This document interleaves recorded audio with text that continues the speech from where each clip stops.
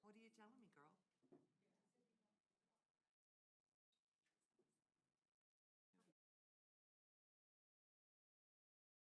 No, so you could meet in a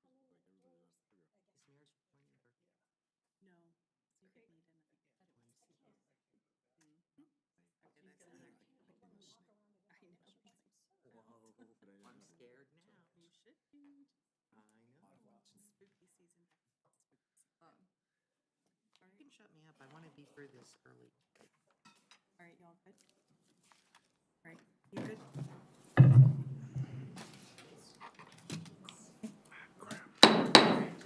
I will now call to order the regular city council meeting of October 4th, 2022.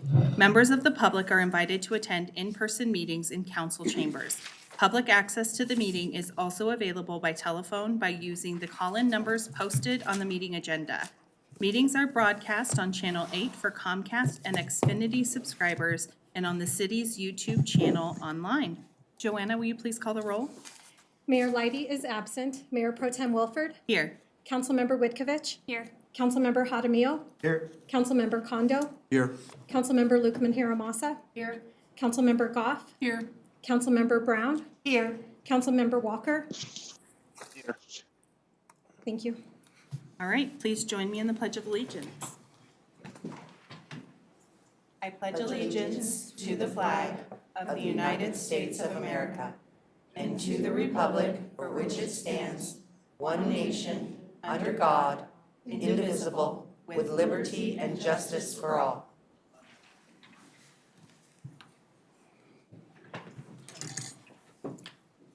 Heather, are there any responses to citizen inquiries? One item that I thought I'd share for council and the public's benefit this evening is as we shift fully into fall and the winter months, one of the common questions we get is about the severe weather activation program that's run through Adams County to assist homeless individuals so they have a warm place to stay at night. So Jessica's reminded me that the county's watching for Thursday evening. The guideline is when weather drops under 20 without precipitation or under 32 degrees with precipitation is when the county will activate SWAP or Severe Weather Activation Program.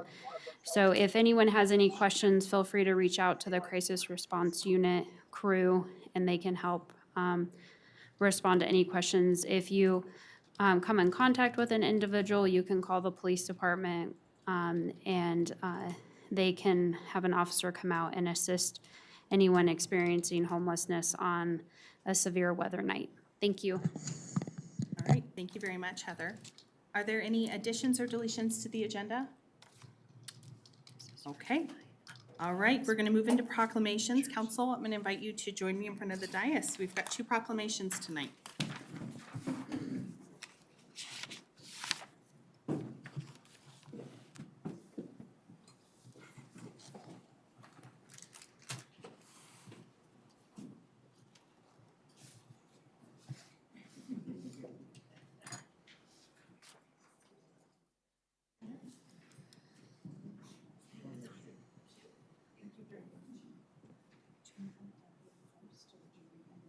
It depends, however you want to do it. We do it differently all the time. All right, our first proclamation this evening is for Business Appreciation Week, October 24th through October 29th.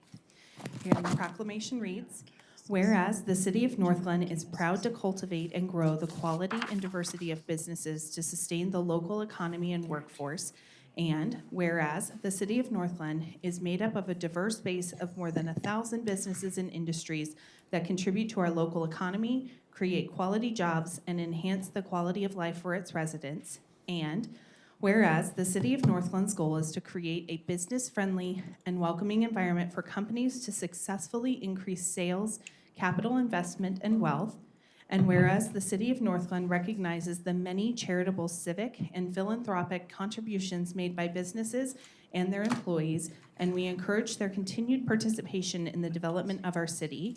And whereas the City Council wishes to acknowledge the existing Northglen businesses and express its gratitude to our community partners.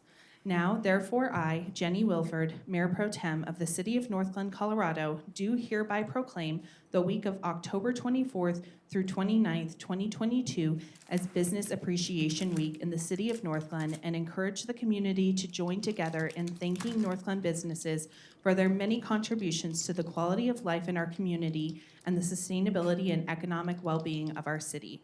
Dated at Northglen, Colorado, this 24th day of October 2022. And to accept this proclamation, we have Debbie Tuttle. Ooh, I'm so sorry. Director of Economic Development. Come on over. Do you want to accept this? Well, I do. And then we'll. Well, thank you very much. Normally, as you know, we usually have a business accept the award, but I thought tonight we would accept it on behalf of the City Council, the Mayor, City Council, and all of the staff, because our businesses are our core. You know, they are the backbone of our community. And this is a special week. We have a business appreciation event on Thursday with over 300 businesses coming, and that's an opportunity for us to thank them, to acknowledge them, and again, have all of our residents, we always will say, shop Northglen first, please.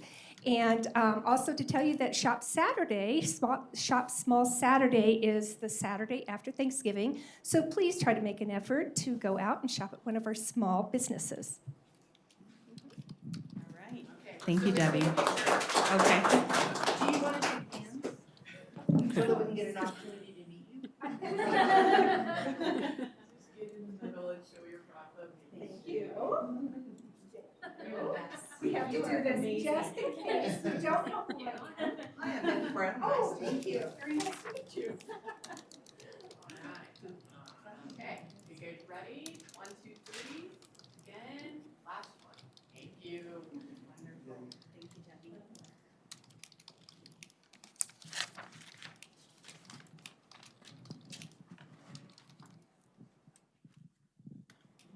Okay.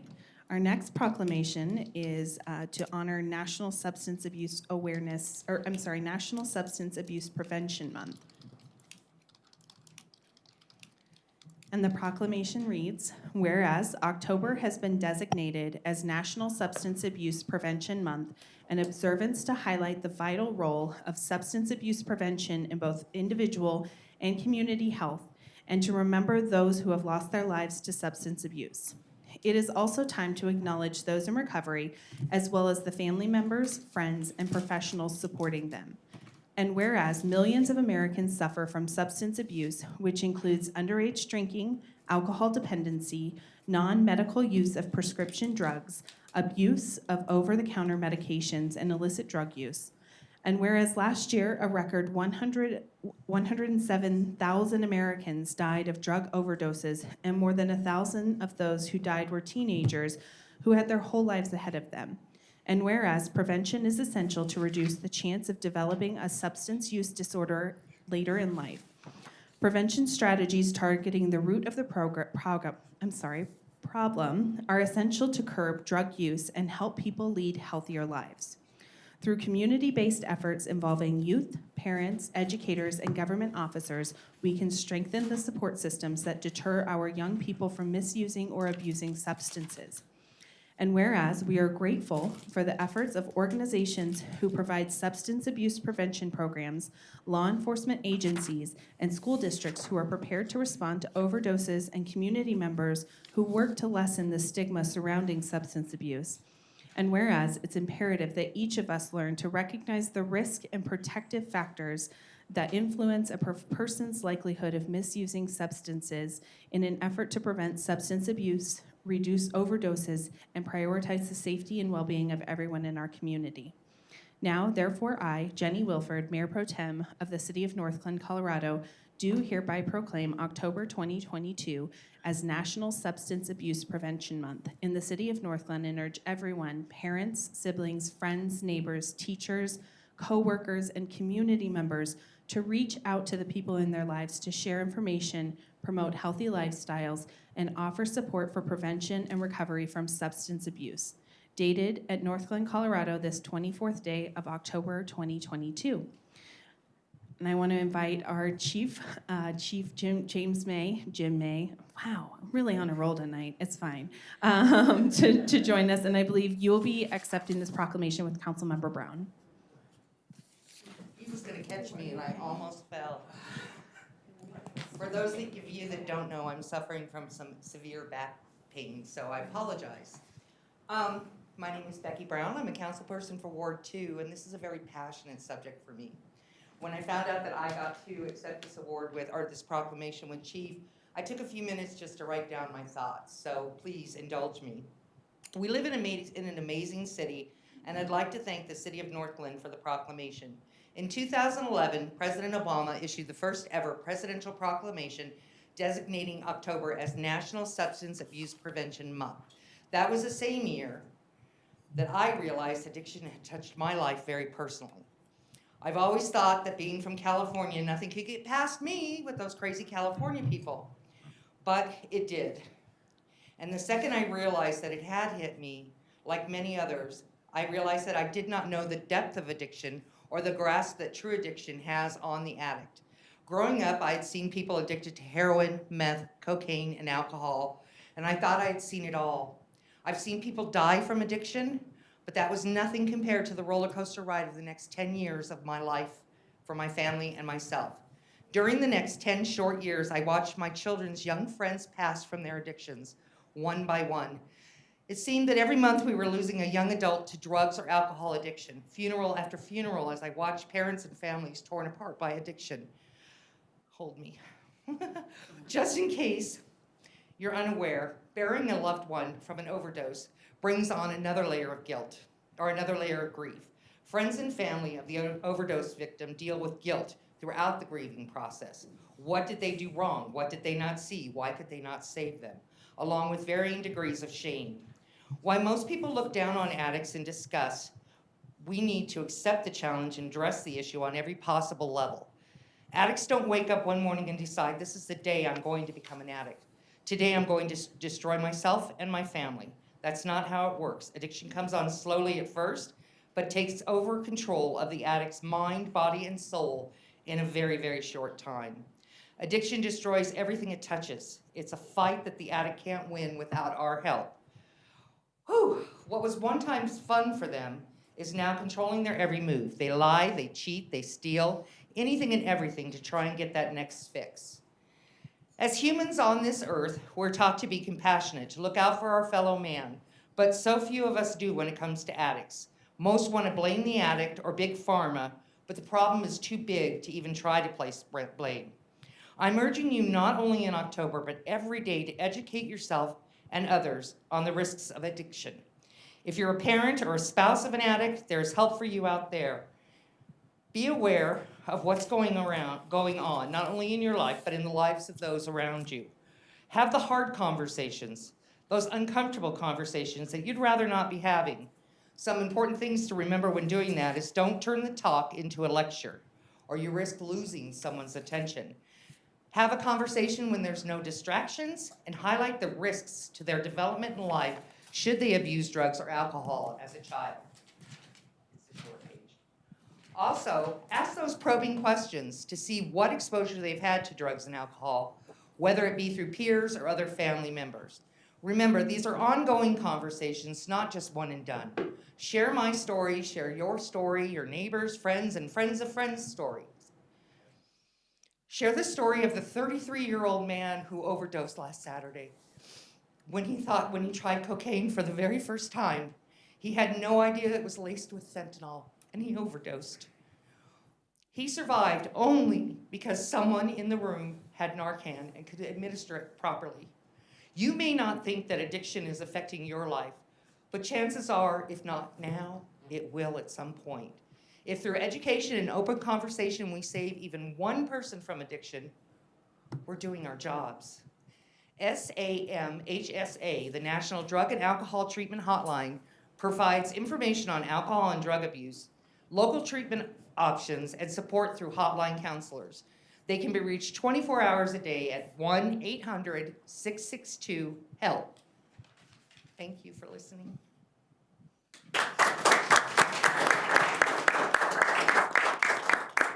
I think Becky summed it up perfectly. I definitely do not want to follow that, but so appreciative of the state agencies that do provide that therapy. And I can tell you Narcan with our officers have saved lives over and over the last several years especially. So we appreciate them getting those Narcan in the hands of first responders. Give me this back, one more thing. For those of you that are all interested, there are classes that you can take to properly and safely administrate Narcan should you run into that circumstance.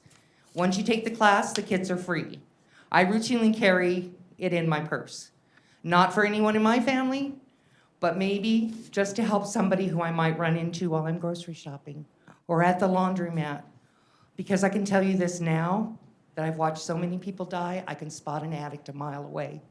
And if I can save one person, I don't care that you're an addict. I want you to live and fight for another day.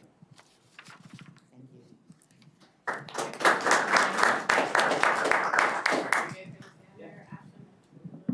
Right there, perfect. I gotta hit the back wall. All right, ready? 1, 2, 3. Again. All righty, thank you. Thank you. Thank you, Councilmember Brown. You can if you'd like to. Do you guys want to stay there while you do the Good neighbors? I think not to be rude, I'm gonna have to sit down, I've got the shakes pretty bad. Oh, you know what I'll do? I'll grab a chair. Oh. I hate to be like that, because I'm so quiet. I'm on the sticker. No. Oh, thank you. Cool. Good evening, everyone. My name is David Mullen, and I'm the Public Communications Specialist for the city. I'm honored to be here tonight and present multiple Good Neighbor Awards to residents who truly make a difference in our community. Tonight's recipients are Dale and Jeanette Goodrum, Kathy and Steve Hogan, Annette Stone, and Zach Medina, who could not be here with us tonight. Of the recipients who were able to make it tonight, thank you for coming out here tonight and taking some time out of your hectic schedule. I know it's not easy. And thank you for what you do for the community. This a little history. This program began in 2019 during the city's 50th anniversary, and it was used as a way to highlight 50 standout community members. It has since it had such success that it's kind of turned into what we have now today as the Good Neighbor Award. So how did these residents impact our community? I'm going to call each of the individuals up and kind of read what their recipient or their nominee said. The first ones are the Goodrums.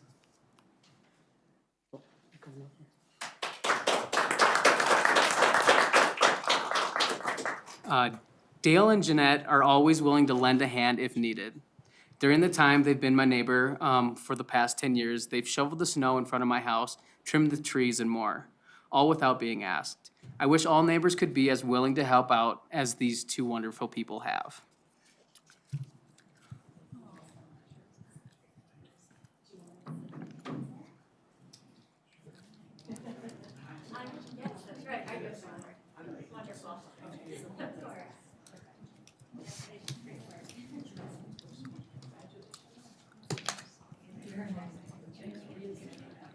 Thank you. You guys right in the middle.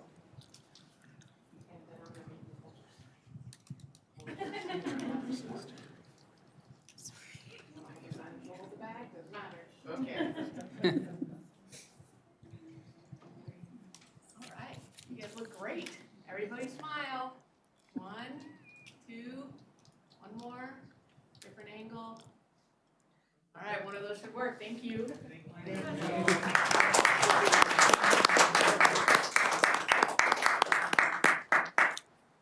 Next, we have Kathy and Steve Hogan. Kathy and Steve have gone above and beyond to help the many neighbors on my street. Every snowstorm, they are there with the snow blower and shovels in the early morning to help remove the snow. Even their 2 kiddos are there to help. The majority of these neighbors are seniors, and words cannot express how happy we are when we look outside and see the snow angels have shoveled all the walks and keep us safe from falling.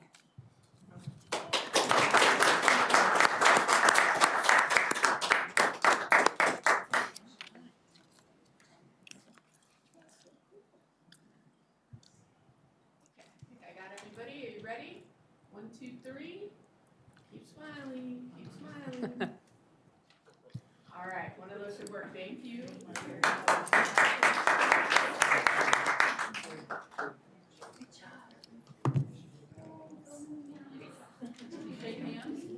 Shake hands.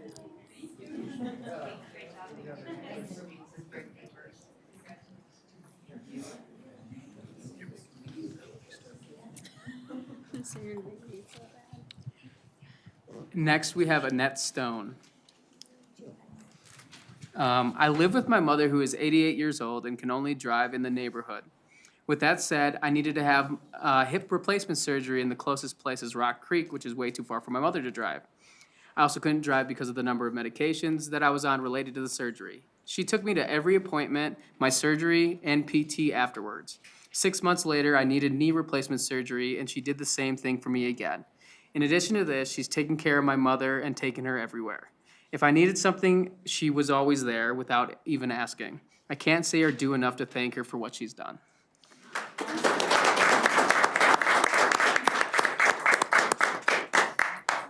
Okay. Everybody ready? 1, 2, 3, and. Keep smiling, one more. All right, thanks.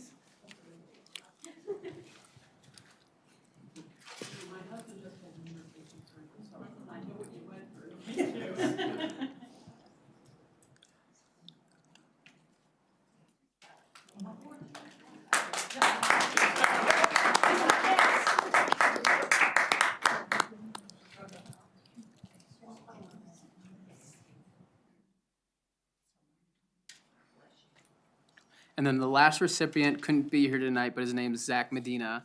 And Zach shovels out our driveway and sidewalk every time it snows, and sometimes several times a day. He also takes care of his little one, an old dog with diabetes for another neighbor when they are out of town. He has a 1-year-old baby, a dog, but still finds time to constantly help others. We have never asked him for his help. He just does it, and we're thankful for that.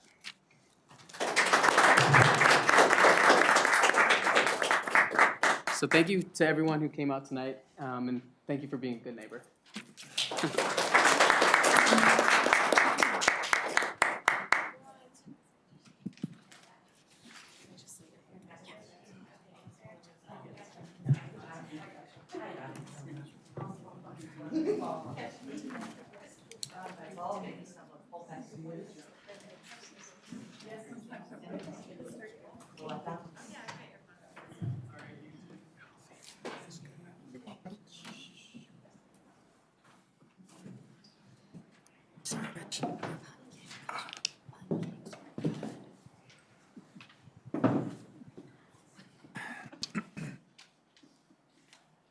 Okay. Moving into public invited to be heard. This is an opportunity for public comment on any item not set for public hearing. Statements are limited to 5 minutes per speaker. Statements must be related to city business and limited to matters of community interest. I do have a individual that has signed up to speak, and so we will start with that individual. Michael Hubbard. Please come forward, state your name, address, and proceed with your comments to council. Ma'am, can you read the title of the 2 articles I submitted first? The title page.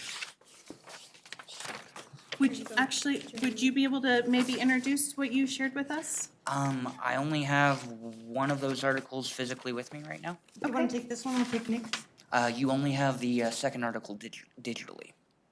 I can read the title really quick. Okay. So council all received a copy of a multiple page document.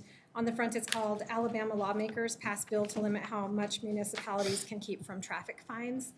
And then a second document we've received a scanned copy of, and I can email that to City Council. The title of that document is Inside the Remarkable Rise and Fall of Alabama's Most Predatory Police Force. Okay, so I am Michael Hubbard of 950 West 103rd Place, Unit G104 of North Glen, Colorado. Please wait till I'm done to respond to any of my questions. I am Michael Ray Carl Hubbard. I am a Ruby on Rails design engineer. I run CCNC LLC, and I am a data center specialist and network installer. Any network, period. My grandfather, Robert Copella, patented satellite mapping and built the first one you could use in a car or on foot in his garage, and I watched as a toddler. He also patented the magnetic token object creation and validation systems that make cell phones and most of your lives work professionally and personally. I also ran a charity called Independence Community Building Pandas, built in the idea that America is a third world country requiring third world charity and scientific solutions. Things like free food, free camping supplies, and solar technology that works, not solar junk built by people that don't do their homework. I'm here today to present you the only guaranteed known solution to police corruption. You must make a law limiting how much money you can keep from fines and arrests in percentage to your tax income. I provide 2 articles for the council to examine. The story of Brookside, Alabama is an important one. You are trying to hire more police to deal with an exaggerated, fictionalized crime wave. If you go to any grocery store in Northglenn and speak with 200 people, you do not have to reach 80 before finding 12 people that are victims of false charges from your officers.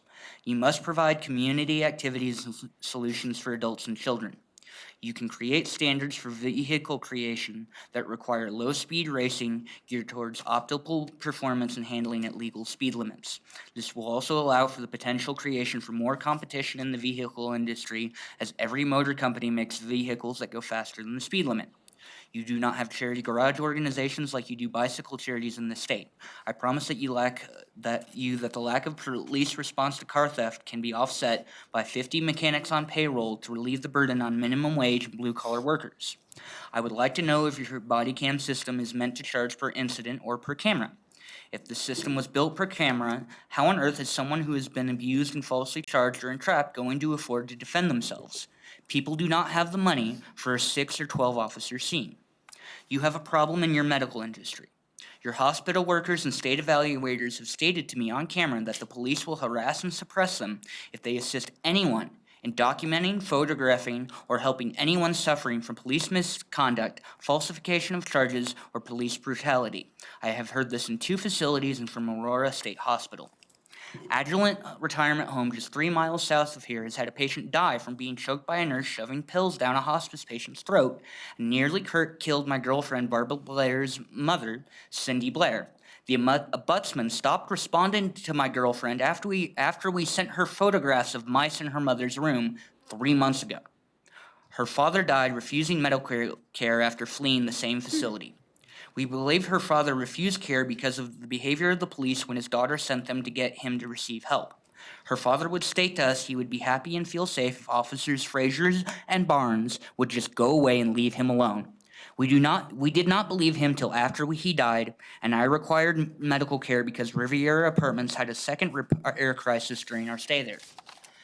These officers poked me with a needle. I have Officer Barnes on a film with a needle in hand as he removes me from his car to take me into the hospital after I called them myself.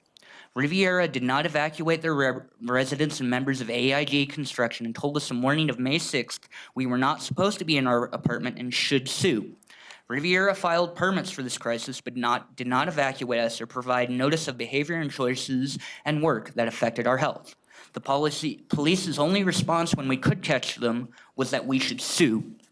They could have charged them with reckless endangerment and made the DA help us, but they refused. I am demanding this council seriously consider a law like the Colorado Safe Housing Statutes to require the police to stop your landlords.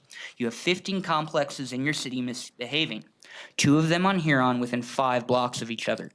I am also requesting this council stop hiring more cops to be subverted by your bad barrel of apples. It's not just a few. You are not prepared for what will happen if you hire more police. You will be audited by your citizens, and they will stop you. I have spoken with too many people in Northglenn unable to report or solve problems of crooked businesses in a manner uncommon in any other state. I would also like to inform you that CISA.gov, our federal government's new cybercrime division, believes your data centers have been victimized by spies. This is absolutely not true. Before the war started in Russia, we had a high number of Ukrainian contractors here. They are not spies. They are idiots who will not take their Cisco certifications or read a website of basic programming commands. Mr. If you do Hubbard? not, am I out of time? Your time has expired. Thank you so much. I believe that you did provide your comments to council in the packet, so we do have those. Thank you very much. Is there anyone else in the audience who didn't have a chance to sign up and would like to provide comments to council this evening? Okay.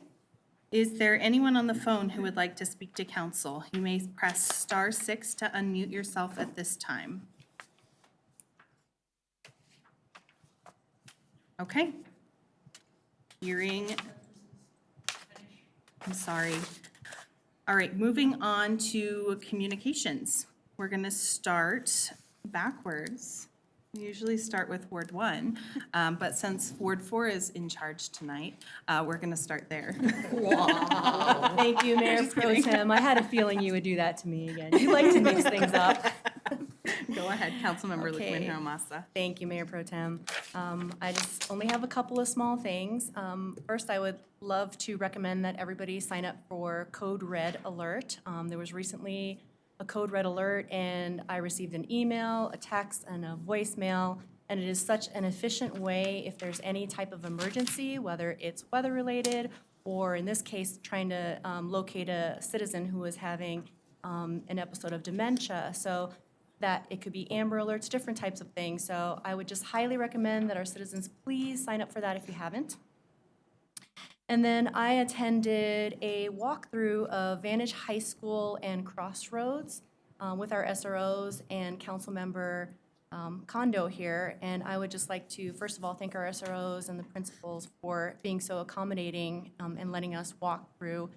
It was really interesting. I had no idea that there were so many different programs inside of that high school. There are actually 5 different programs. There's the Crossroads, Middle School, High School, Vantage High School, A-Star, Impact, and Vista. And they all meet students wherever they're at in terms of helping them succeed and graduate from high school. So it was really just fantastic to see. And other than that, I attended the Legislative Committee meeting today, and Mayor Pro Tem will report out on that. That is all I have. Thank you, Mayor Pro Tem. Thank you, Councilmember Lukman Haramasa. All right, Ward 3.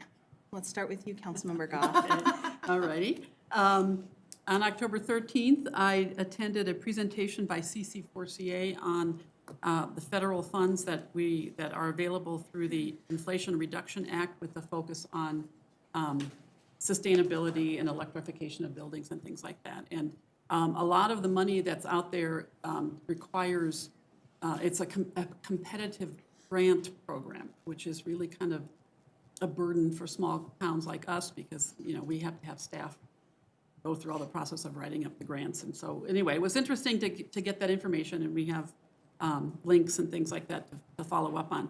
On October 15th, I spoke before the Environmental Justice Task Force, and that, I don't know how I need to explain that anymore, but we're just asking for the state to be paying more attention to disproportionately impacted communities.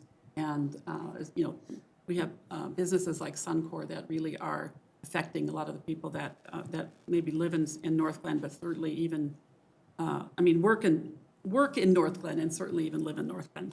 Also on October 22nd, I did speak to the Clean Trucks Act Commission. They're working out a new rule on how to implement that kind of, that part of the environmental program that the state has passed. So that was it for me.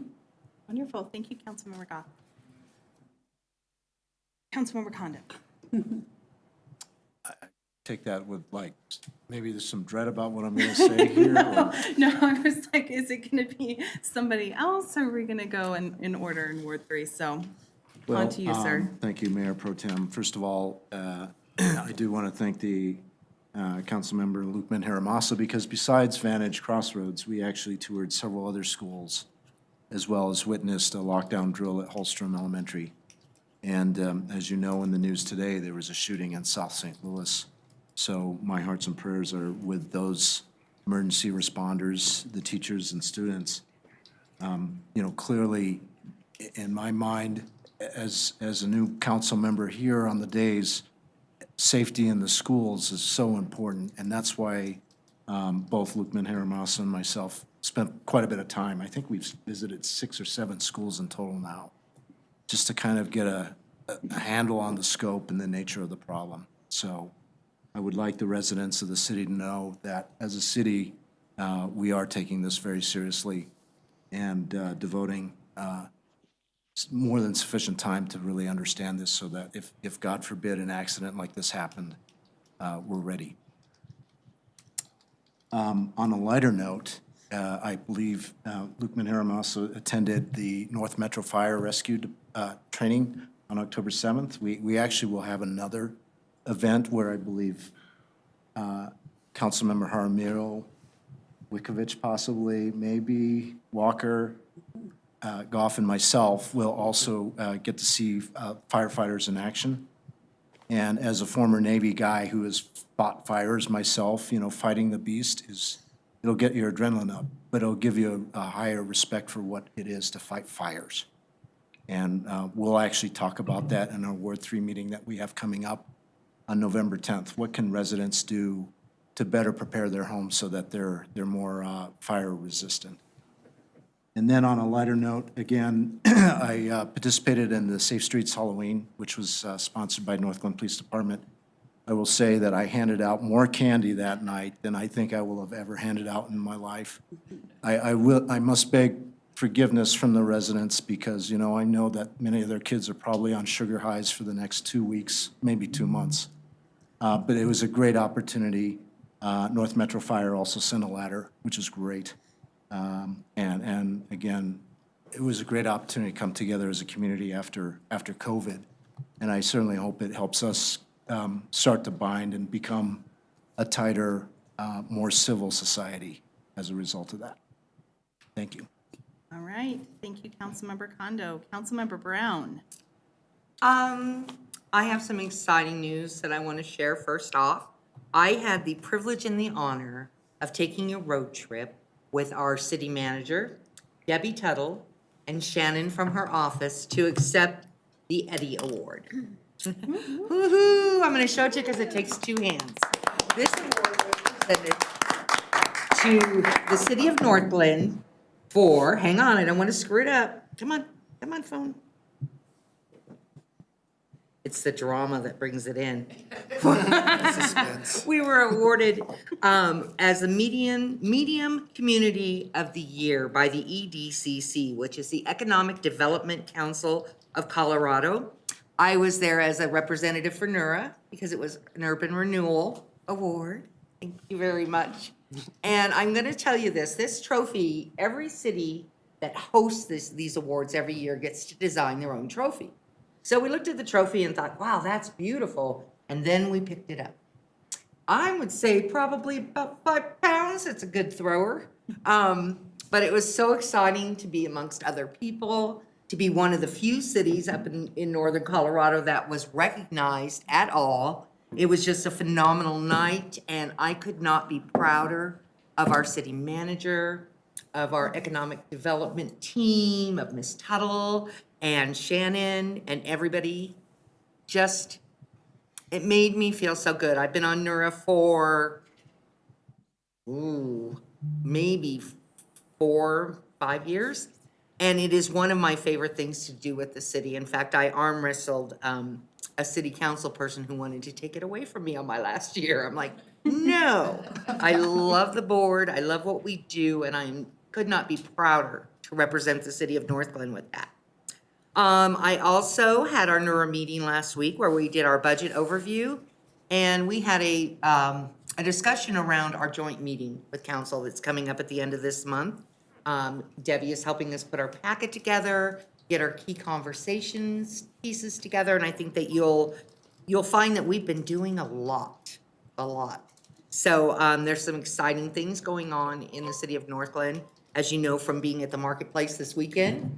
I believe it's 90% leased. Is that yeah, it's 90% leased, which is the first time that I can remember that facility being 90% leased, even before the last remodel. So that's pretty exciting. I don't want to take away all the exciting things that are going on. I want to share them in the meeting. I also participated in the Safe Street Halloween. I was dressed as a queen, and I met my king there.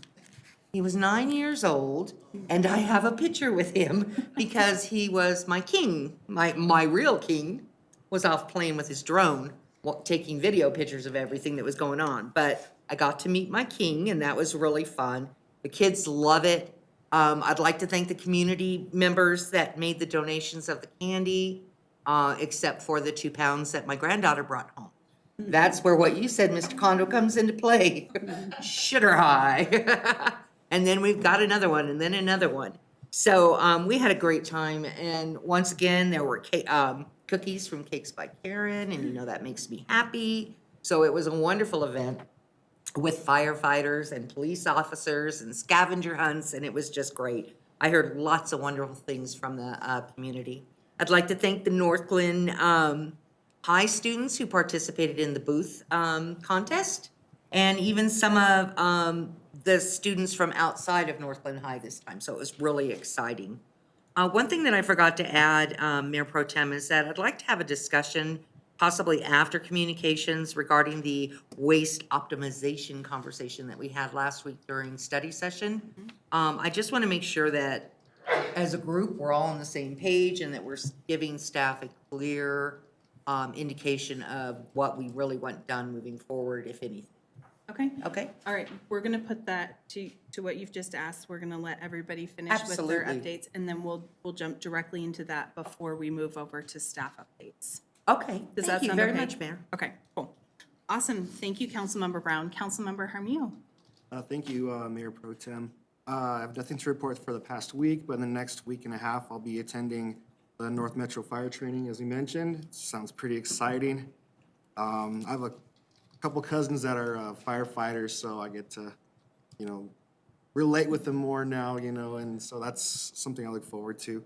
And next, the Northglenn Business Appreciation Event, so I plan on attending that on Thursday as well, and very proud of Northglenn and all of our small businesses that we have here. So I frequently shop Northglenn all the time, and I make sure to tell my friends and family to do the same, that it really does support our community. And on Saturday, November 5th, I plan to attend the Northglenn Arts and Humanities Foundation retreat we'll be doing. So we'll be planning on for the next year what that's going to look like. So everything's looking fun in the future. Just nothing much has happened the past week. So thank you.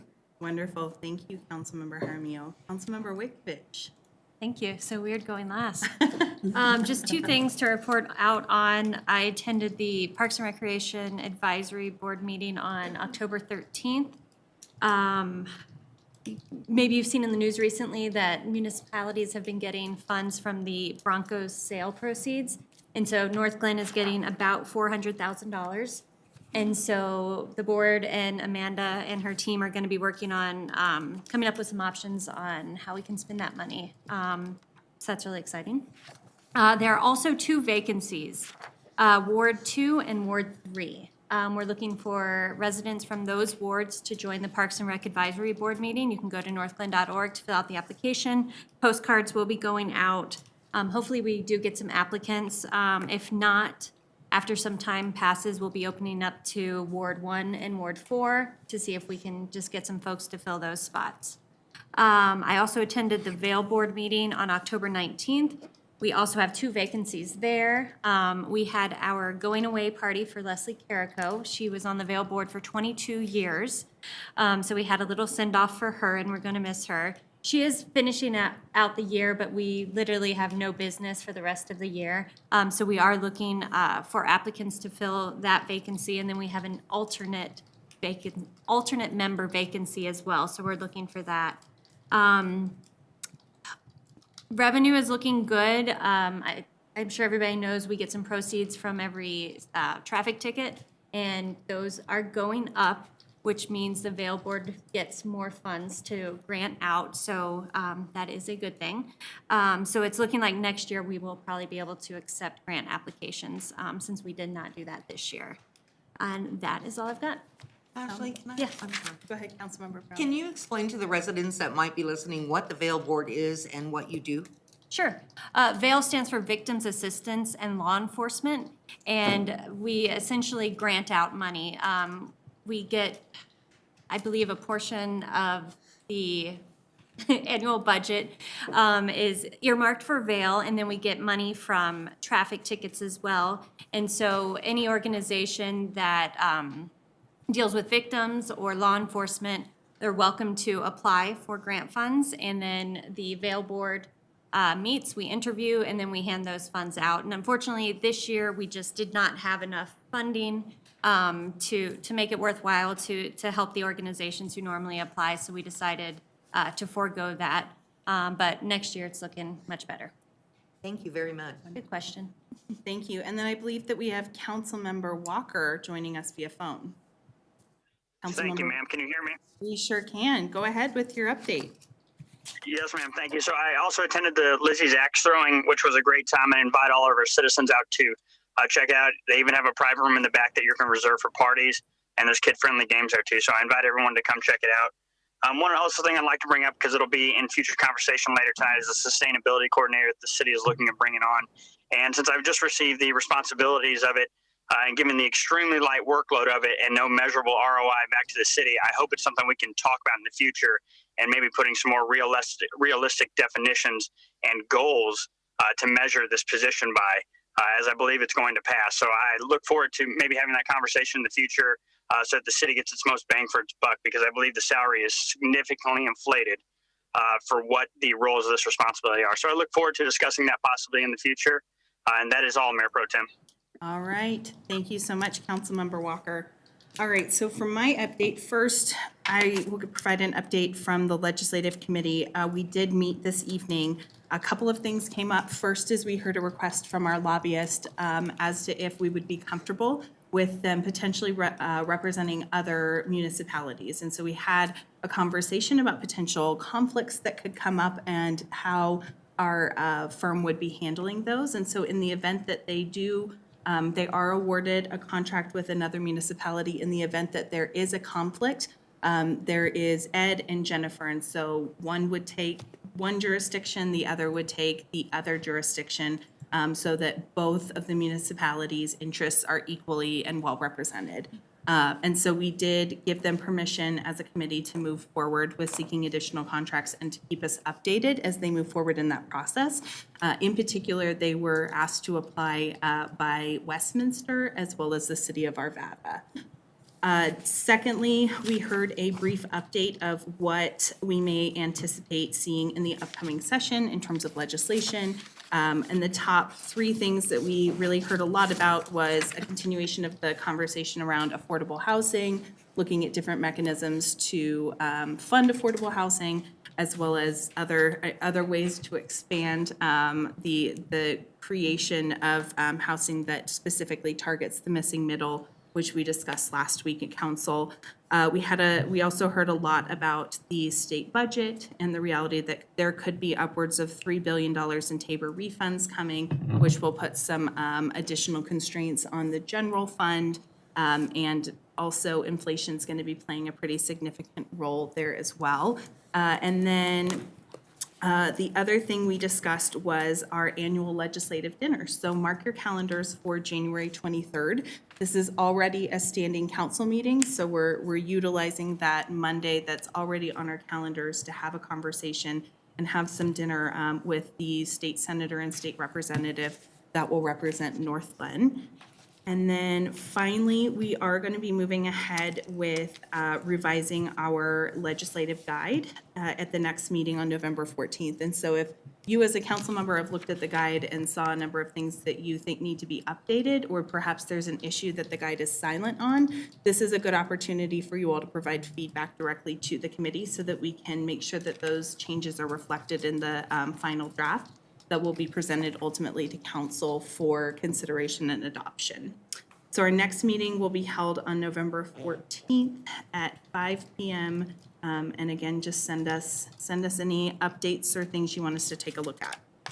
Moving into my update, I too attended the Safe Street Halloween event, and I have to tell you all, it was so much fun. I think it was probably my most favorite Safe Street Halloween that we have done in a very long time. I think having the opportunity to be outside and have it feel like fall and, you know, get to check out all of these different booths.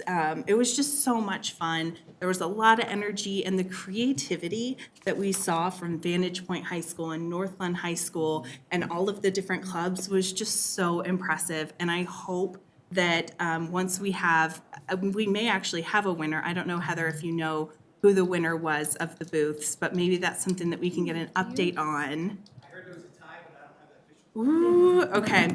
Well, I'm a little invested, having judged. I'm very excited to hear who the winner was of that of the booth, because you could tell they really poured their energy and their creativity into making that event just so special. So thank you to the Northland Police Department, as well as all of the other participants and the city of Northland for putting that on. I think we've really settled on something special. Next up, just a reminder that our business appreciation event is on Thursday. We'll start with the reception at 4 p.m. and then we'll move in for the program around 5 p.m. I'm really excited, you all. I think it's going to be such a great opportunity to just really check in with our business and to celebrate all of the different ways that they've adapted to the world post-COVID. And there truly is a lot to celebrate. So I'm looking forward to seeing you all there. Let's see, last Thursday, I provided public comment at the Air Quality Control Commission in coordination with Colorado Communities for Climate Action, speaking specifically to the reality and the frustration that the state implementation plan that they've been required to develop in order to respond to the EPA's ozone attainment issues. The plan is not sufficient to meet the criteria and the requirements that the federal government is putting on the state. So just frankly, sharing our frustration that they're not doing enough to meet the moment and pushing them to do more. And then I spent my lunch hour with the Northland Senior Organization today. They're such a fun group, just such a fun group. And I took a little bit of time with them to talk about one of the items that we'll discuss later today, which is the parking on an unapproved surface, to get their feedback. And then I also talked to them about the pay-as-you-throw concept, just trying to get some general feedback, especially from our residents that have no problem sharing with us exactly what they think. So I've got some insight there to share with you all when we get to that agenda item. And then finally, since Mayor Leidy is out this week, I will be joining Councilmember Lukman Hiramasa on Friday, and we'll be welcoming the Northmore third graders coming in to hear more about what local government does. And so we're going to be talking about city council, and then they've got a number of different places that they're going to be stopping throughout the city, and just really learning about how we work for them. So that's going to be a lot of fun, and I promise to keep you posted on all of the fun questions that we get.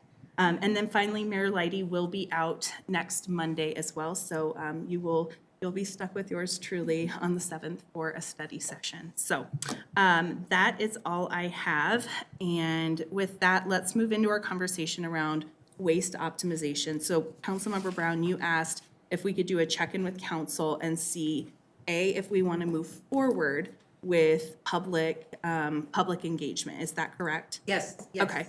How would you all feel about just doing a quick check-in and doing like a round robin instead of having a discussion, since the conversation was pretty robust last meeting? What do you all think?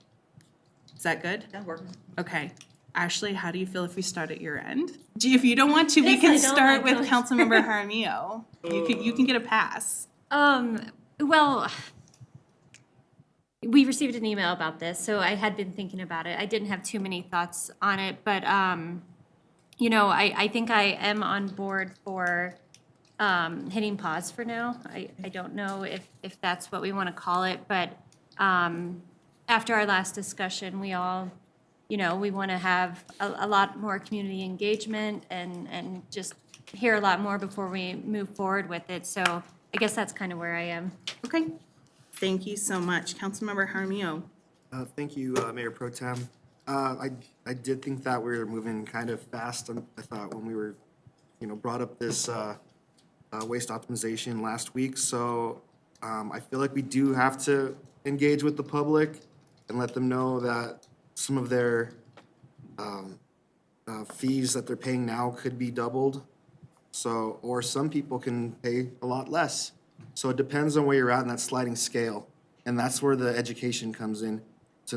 Because some people, like let's say, if you're a couple, just a couple, and then maybe use a lot less. Maybe you're a family with grandkids too, and maybe use a lot more. So that's kind of where I feel like we need to really let our residents, our constituents in Northglenn know that that they have the chance to save money, or maybe this is a good opportunity for them to start coming back on how much waste they produce, and also that we'll be expanding recycling as well. So I think that's a great opportunity too. So I know most people here I've seen have more recycling than waste a lot of times. So I think we've already been consciously making that shift. But I do feel like we do need more education and just not so much the education, but also informing everybody that pretty soon I feel like it will happen, it will pass, but I just don't want it to happen too soon. And people are not blindsided by it. So, Okay, so I'm hearing educate and engage. yes. Excellent. Okay. All right, Councilmember Kondo. Thank you, Mayor Pro Tem. So in the study meeting, I was very optimistic and enthusiastic about this notion. And the reason is that for a time I lived in Tempe, Arizona, and I saw firsthand how if you were to put in a progressive sort of payment structure, it actually changed behavior very efficiently, very effectively. And when I looked at, and I did some math here as I was sitting on the days last week, but on a per can basis, monthly, the fees that we're proposing is about 1/3 or 1/2 of that of Tempe. So it's not that high, quite honestly. And in a way, if you do kind of impose a higher fee for larger trash users, hopefully that would inspire them to be a little bit more thoughtful about what they put into the trash can. So the other impression that I had was this was staff coming to us for guidance to say, is it okay if we could start to roll out plans to receive feedback from residents? So that's the reason why I was very enthusiastic about it, and I still remain enthusiastic about it. I think we have to also not be tone deaf to the economic situation, clearly. I see some people with north-south nods right now in the audience. So I do want to be sensitive to that as well. Okay, I got an east-west nod too. But that means that we need to go out and do some focus groups, probably, and be methodical and thoughtful about how we implement this. Perhaps maybe we need to take it slow or delay another year just to see how the economics, how our economy plays out here before we consider implementation. But certainly, my stance is during that time, we should at least start engaging on doing the focus groups. Thank you, Councilmember Kondo. Councilmember Lukman Hirmasa. Thank you, Mayor Pro Tem. I absolutely agree that we need to have more focus groups with our community. We need to get input from the community. I absolutely agree that we can change behaviors through education and so forth, but the fact of the matter is, if somebody that has 1 can now gets 2 cans, it's double the price. That is a significant increase. And that's the reason that we should really reach out and get input from the community in terms of how they feel about a potential pay-as-you-throw program here in Northglenn. The other thing is that I think we can absolutely maybe do more in the meantime in terms of education around recycling, because I know for a fact, as was mentioned before, that there's a lot of recycling that goes into the trash. So maybe it's something that goes out in the connection that isn't gonna, cost a lot of fees up front in the meantime until we get to further studies and community engagement. That just educates our residents on what they can and can't recycle, because I know even personally, looking through some of the things that we can and can't recycle, I was very surprised at, that I was doing wish cycling, I guess it's what it's called, wish recycling. And recycling things I thought could go in the recycling bin but can't. So I think if we can do that, that would be a great intermediate step, get some education in the connection or however that might be. But until that happens, I support pausing it, so maybe bringing it back in the spring, as was suggested, and doing more community outreach at that point in time. Okay, so to clarify, right now you want to pause, or do you want to move forward with education and engagement? Pause on the pay-as-you-throw, but we can do education around recycling in the connection, for example. Just like what to recycle, what not. You can get an extra recycling bin. A lot of folks don't know that they might be able to get another recycling bin, and that could potentially save a lot of trash. Okay, thank you. All right. Is it okay if I go, or do you want to go? Okay, all right. So as I mentioned, when I met with the seniors today, I explained the concept of pay-as-you-throw as it was presented to us, and was really interested to hear what they had to say, and was pleasantly surprised that they all thought it was already moving in that direction and that it's coming anyway, so we might as well jump on board. And a couple of things that were brought up to me that I just thought were really interesting, and I wanted to share was, one, there's definitely a need for education around recycling. We had a whole conversation, and I heard a ton of their ideas about what we can do to continue to push people to understand how to recycle in a way that doesn't contaminate the rest of the recycling bin, right? So actually rinsing out their bottles before they're putting them in a recycling bin, talking about what you can recycle versus what you can't recycle. But they were also really interested in the idea that they could have composting, which I didn't know that they would be excited, but they were really excited about composting. One, because they didn't have to do it at home because they thought it was kind of stinky and didn't know when they had fully reached, composting optimization. And they were also really excited at the opportunity to get compost back in the spring that they could mix into their gardens. Because as many folks know, we've got a lot of very avid gardeners here in North Glen.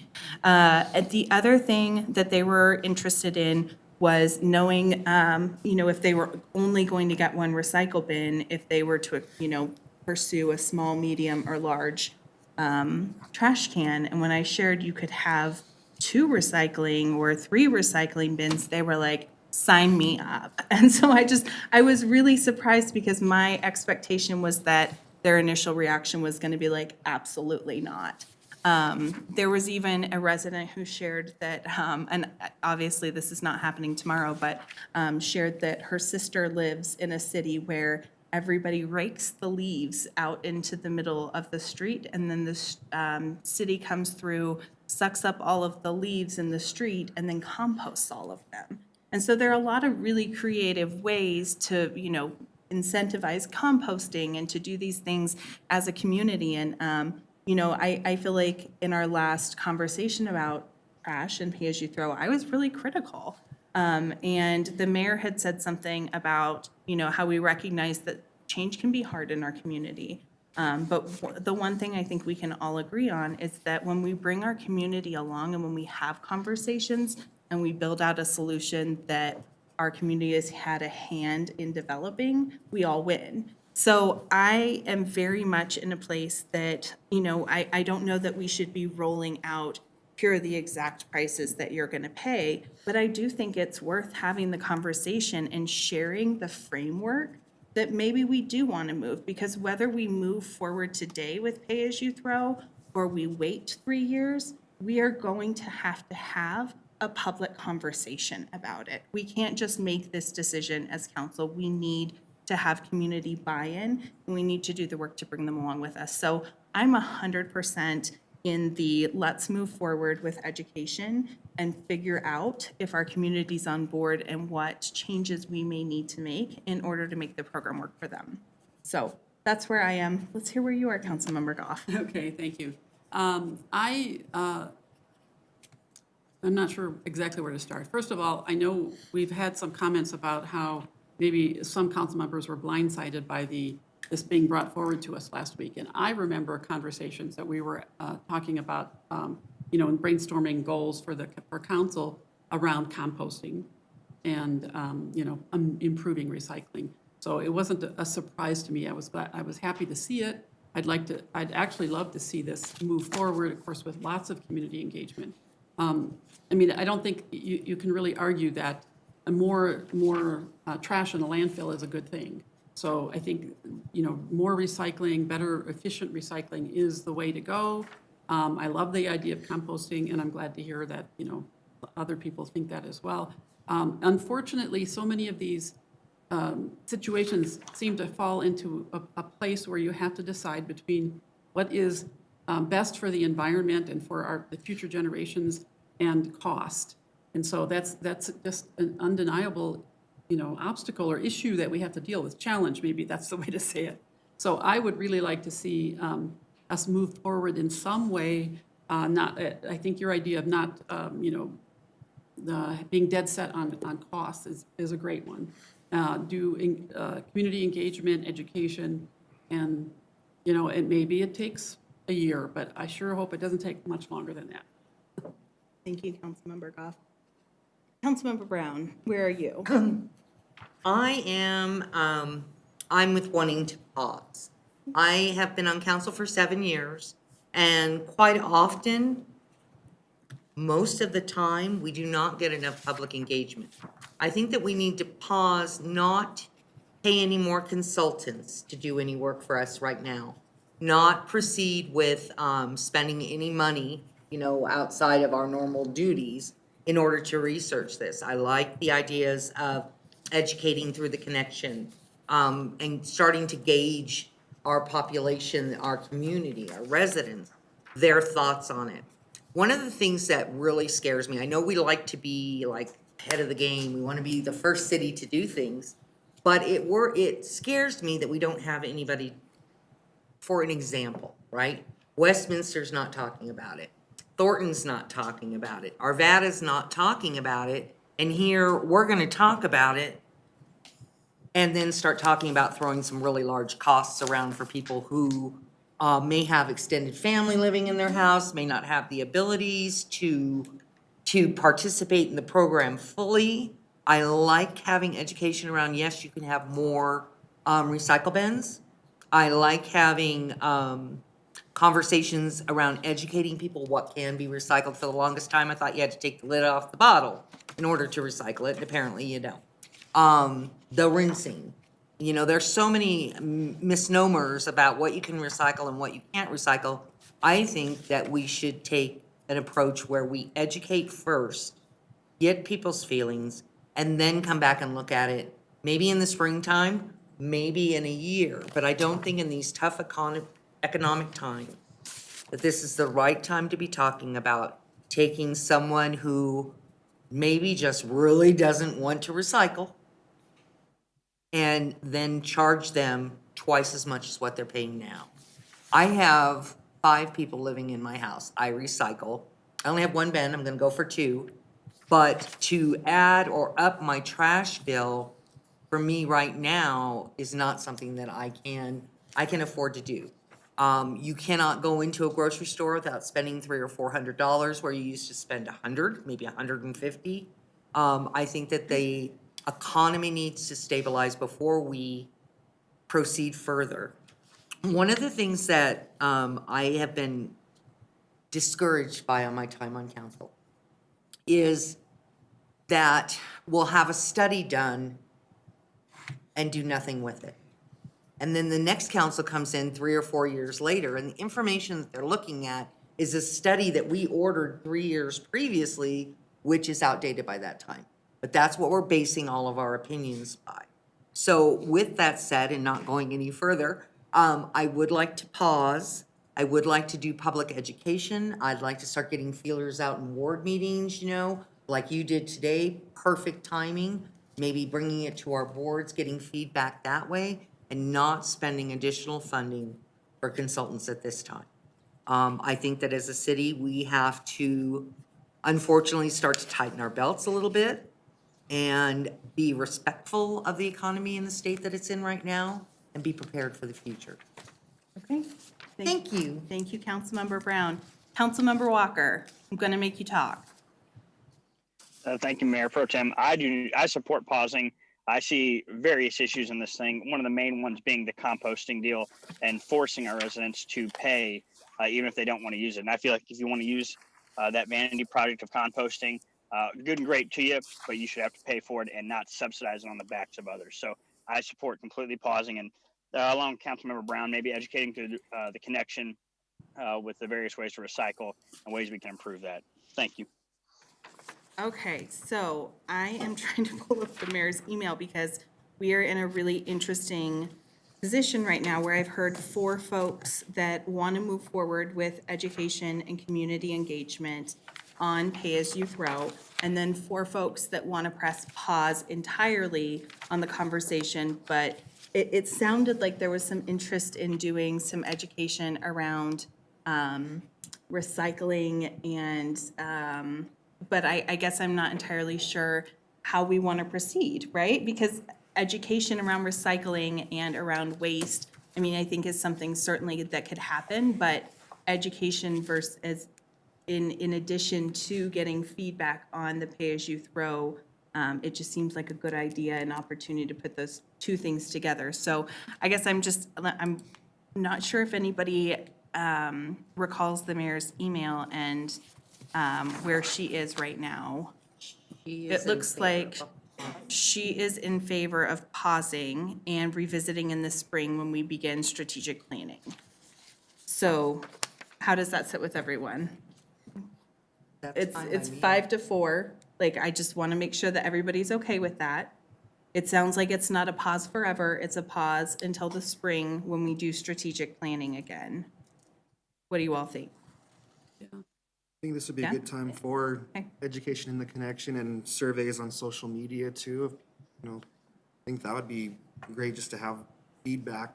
Okay, That way we're not completely pausing for an entire year.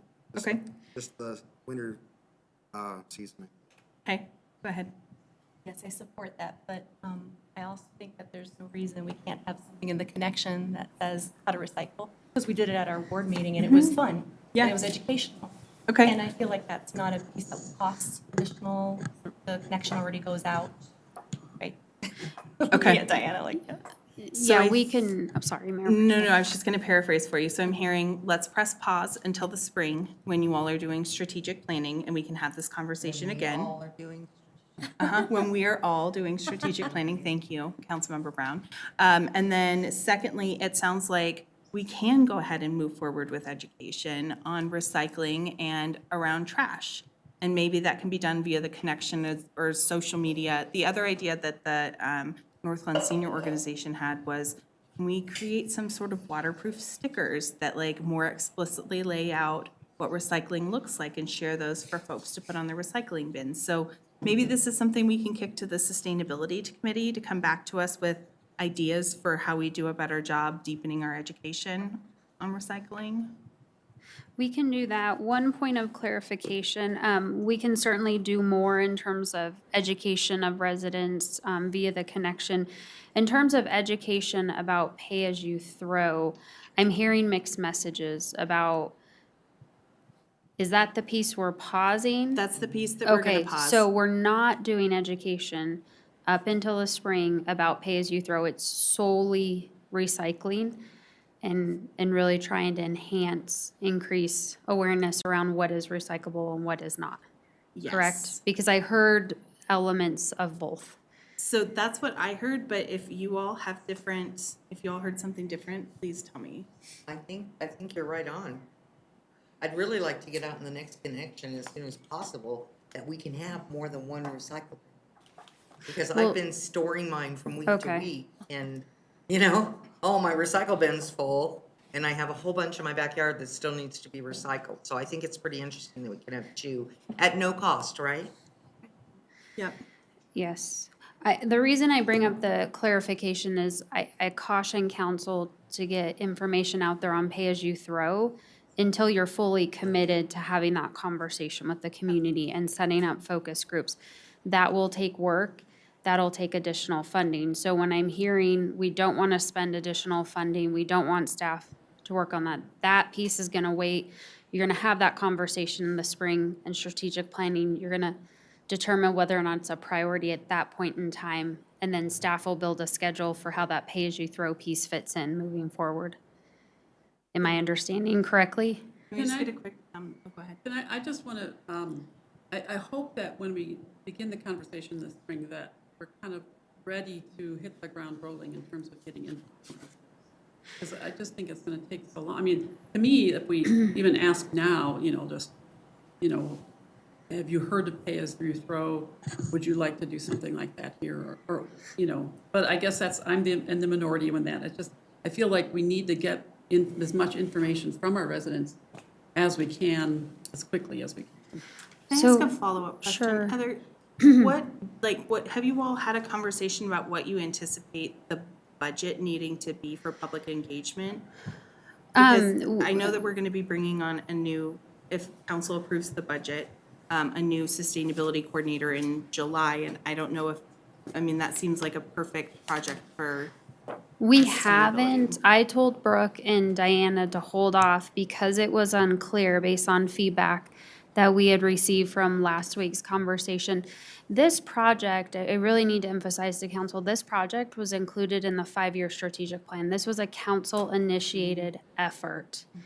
So I hear the concerns that were shared about blindsiding.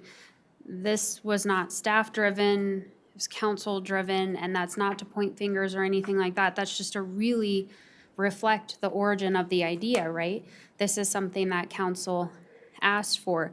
The timing of it has taken a bit longer, but there have been a lot of transitions and COVID and a multitude of other things that have slowed it down. With this type of project, timing is critically important. So staff's plan was to come back on December 5th and bring an outline of what a robust public engagement program looks like, to include focus groups, outreach at ward meetings, all of those tools that we have in our communication toolbox. We can still do that if you want to move forward. The question is, do you want to hit pause and reevaluate it in the spring? It's going to be a lift for staff to get to that next step, even to do the work to figure out the robust public engagement plan. I am nervous about putting something, an issue like this, in front of the community if council doesn't fully support it, because of not only the economy, but the impact to residents. And so, in order to tee this up to have it be successful, council needs to be behind this. Councilmember Kondo? Thank you, Mayor Pro Tem. May I propose that maybe we table this discussion and wait until the mayor is back so that we do have the full body to weigh in on what just the city manager just talked about. How would you all feel about that? I think if we do pause until the mayor is back and we do have what Heather just described in front of us, I feel like perhaps maybe we could make a more informed decision. How do you all feel? I feel like we've had so much discussion at this point that I don't want to do another round robin, because I think we all know what we think, or how we're going to move forward with this. And so maybe we could just do a simple thumbs up if you're good to table this, thumbs down if you're not and you just want to move on. And move on, I mean, press pause. Can I just ask one question, Heather? Heather, can we get that plan, that robust plan, at our retreat in the spring? Pausing it till the spring so that it's ramped up, on how we would go about getting public engagement? And then we could take off from there. At least we would have started the staff portion where how are we going to do this? Or is that no different than just starting it? If council would like to see a public engagement plan at strategic planning time in the spring, we can easily provide that. That just from my perspective, that is what I'd like. I'd like them to bring it to the strategic planning session that we do. We do an all-day retreat, basically. And that'll give us more of an opportunity to sit down, look at the program, and then make those determinations whether we can move forward, or can we do it in pieces? Can we do it in steps? Things like that. Okay, so I'm hearing Councilmember Brown, you want to wait until the spring. Councilmember Goff, where are you? I guess I'll go with that. It just is hard to know what kind of decision we want to do, like if our council's going to be behind it, if most of us are saying we want to hear from our residents. So it's hard to know how to make a decision. So I guess I'll agree with Councilmember. Okay, and I just want to acknowledge that I'm having a tough time figuring out how to facilitate this because I think the thing that I'm struggling with the most is I keep hearing the word education. And I'm not entirely sure what that means to every single one. When we say education, in my mind, that means talking about the pay-as-you-throw program, talking about what waste looks like and how we can do more to divert waste as residents. And so that's what I think about in my head. And that to me is a precursor and actually not even a precursor. It's part of having a conversation with residents about this direction that we may go. And so I think I'm having a tough time because my understanding of education and engagement may be different from everybody else's. And so we've just heard from Councilmember Brown, Councilmember Goff. We just do a really quick check-in.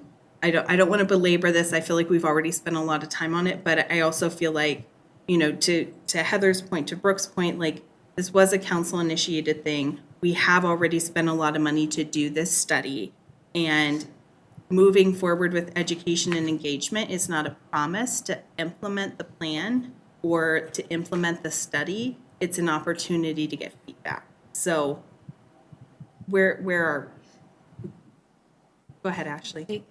Heather, when did you say if we were to go forward, we would have that engagement plan and the costs in December? Is that right? The original plan following last Monday night's meeting was to bring a plan back, engagement plan, and also get the pricing piece updated. That's the critical component on the pay-as-you-throw. I'm just looking at Brooke to confirm that. We're going to bring that back on December 5th. And so if we were to approve it on December 5th, how long? I mean, I guess that would be part of that discussion in December, but would we have any results by the strategic planning retreat? Well, No? yeah. Okay. Yeah, no, you would, I'm just trying to think the timeline. It's not You very would want to much time. take those months ahead in early part of 2023 for the engagement process. Okay. I agree with Councilmember Brown's suggestion. Okay. Thank you. Uh-huh. Councilmember Hermio? I'm in favor of, I know that staff has more insight on the timeline it would take for everything and what's realistic or not. I don't want to make any unrealistic expectations that, really are just not there. But I do want to let it know, let it be known that I do feel like this is a direction we do have to go eventually. And I mean, that's in the perspective that, we're running out of a landfill that's now a man-made mountain out in Erie. So there's a timeline how long we're gonna be able to be there, and so we have to have trucks that are gonna have to drive farther out east to a new landfill that be another place that we'll have to take our garbage. And then that'll also think about the perspective that a lot of our neighboring municipalities, they have to pay for a private company to pick up their garbage as well.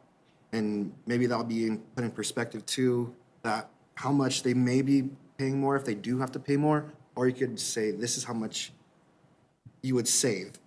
Maybe look at it that way too, instead of saying this is how much you'd pay extra. This is how much you'd save every month, every year, if you downsized how much you waste. So that's the part of education too, I feel is so I do want to make sure that we can make this something that we bring up the next year that hopefully it can happen. But I don't want to tell, expect staff to get out something and try to do a quick turnaround, because I know a lot of some stuff's not very realistic. So, I don't know where I'm, I just want to see it, I just want to see it happen. That was your but that was obvious. I don't want to just be a burden on okay, this is what council really wants this, but it's not feasible, not realistic right now, so. So what I think I'm hearing is you're okay with waiting until the spring. Yes, that's where I stood before, and I'm Okay. staying there. All right, Councilmember Kondo, have you changed your mind? Yes, I have, and I'll tell you the reason why. I think it's when City Manager Guyer explained that, I don't want to use this analogy because it would be really, really bad analogy, but I'll just paraphrase hopefully again to make sure I understand this correctly. You're saying don't engage with any kind of focus groups unless the council is really fully on board. And I don't get that sense right now. So perhaps maybe we wait until the strategic planning in the spring to achieve this alignment one way or the other. So that's where I'm at now. Cool. All right, Councilmember Luqman Hiromasa, are you still in the same spot? Wait till the spring? I'm still in the same spot, Okay. for the spring. Cool. I just think it needs clarification. Yep. All of us on board. Okay, cool. I am on the same page as our Councilmember Kondo. I think if we're not all in alignment, then it's just gonna be messy moving forward, so let's push it out until the spring. Do you have what you need? I do. Okay. Thank you. Of course. All right, thank you all for struggling through that. We made it. Okay, so we're gonna finish up communications. City Manager Guyer. I was going to share, sorry, let me reorient to my notes. The turnout, Chief May estimates between 3,500 and 5,000 attendees at Safe Streets Halloween. It was a wonderful evening. I echo the comments that were shared already by several council members. I will be getting council a couple things. I received an email from Noel Bernal, County Manager, late today with some further updates about the county's homelessness initiatives. Once I get a read through that, I'll forward it to you all. The second piece is I plan to provide council with a memo tomorrow with an update and a recap of the CCPP workshop that we held a couple weeks ago. As a result, in between the timing rather, I did receive a resignation from Abian, our CCPP youth member. He is going to school in Boulder. So he's no longer eligible. And then Kelly Lewis is taking a different job within her hospital network. So she'll no longer be able to serve. So all of that will be included in the memo that you receive tomorrow with a recap. I am still working on making sure we have a good number of RSVPs for the November 15th dinner workshop with council. So more to come on that. And I think that's it for tonight. Thank you. Thank you. City Clerk Small. Thank you, Mayor Pro Tem Wolford and council members. Just a quick plug for the election. Ballots have been sent out for the November 8th general election, so they should be arriving in your mailbox if you don't already have those. Excuse me. The first phase of the voter service and polling centers opened today. Those are really helpful places. At those centers, voters can register to vote. You can request a new or replacement ballot. You can update your voter registration if you need to. You can drop off your voted ballot, or you can vote on an ADA accessible machine as well. And as we get closer to election day, more phases and more voter service and polling centers will become available for voters. I also wanted to mention that we have extra copies of the 2022 State Ballot Information Book in both English and in Spanish. So if anybody needs a copy of that, it provides information about all of the ballot measures. Please stop by the city clerk's office. You can also find all of the locations of the drop-off, the 24-hour ballot drop-off boxes or the voter service and polling centers on the county's website at www.adamsvotes.com. And just please remember to participate and vote. And that's all I have. Thank you. All right. Thank you very much. City Attorney Hoffman. Good evening, Madam Mayor, Pro Tem, members of council. I do have one thing to report tonight, and that is that on October 18th, last Tuesday, I attended oral argument in the Colorado Supreme Court regarding the Thornton term limit case. And because that case is frankly of particular importance to the city of North Glen because our charter language is remarkably similar, there's two questions in that case. What is the meaning of the term office? Whether mayor and council member are the same office or are different. North Glen has historically taken the same position that Thornton does, that they are separate because they're separately identified in the charter. And then whether a partial term counts as a term for purposes of term limits. And so those two issues were argued. A decision is expected in the next several months, thinking the end of this year, early next year. And so I will certainly keep you apprised once we receive a decision. All right, thank you for that. Moving into the consent agenda, is there a motion to approve the consent agenda? Motion to approve. Seconded. Please open the vote. The vote is open. Councilmember, oh, sorry, Councilmember Walker, I'm not sure if he's still connected. I think he disappeared. Okay. Let me text. Do you want me to text him or just? No, if he's not there, he's not there. It's fine, thank you. Okay, I will close that vote and the consent agenda passes unanimously. Thank you. All right, we're going to move into resolutions. We're going to take them a little out of order. Surprise, Joanna. We're going to move CR 156 up. We have, actually, Joanna, is that okay? Okay, all right. So CR 156, can you read the title, please? A resolution appointing a Ward 3 member to the Diversity, Inclusivity, and Social Equity Board of the City of North Glen, Colorado, with the name Wendy De La Cruz inserted. Is there a motion to approve CR 156? Yes, motion. Seconded. Okay, thank you.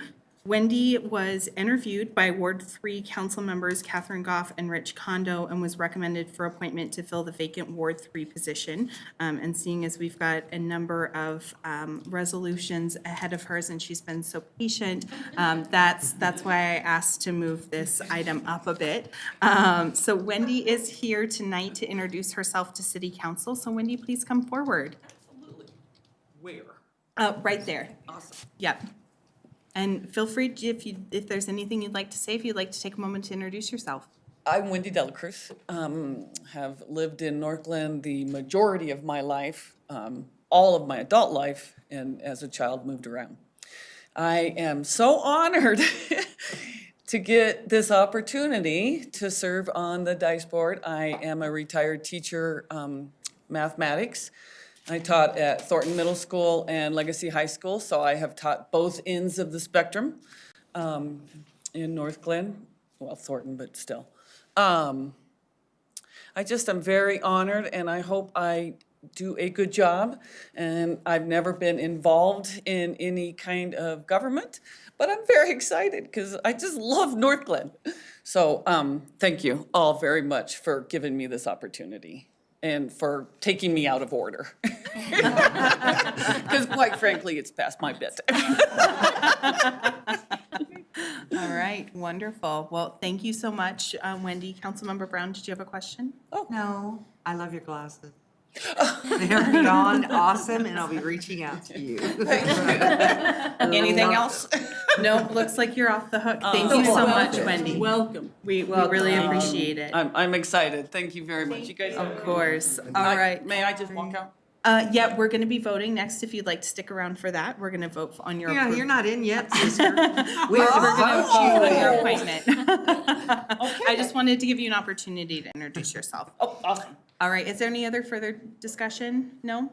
All right, Joanna, please open the vote. The vote is open. And I see Councilmember Walker back. So Councilmember Walker, how do you vote on CR 156? Maybe not.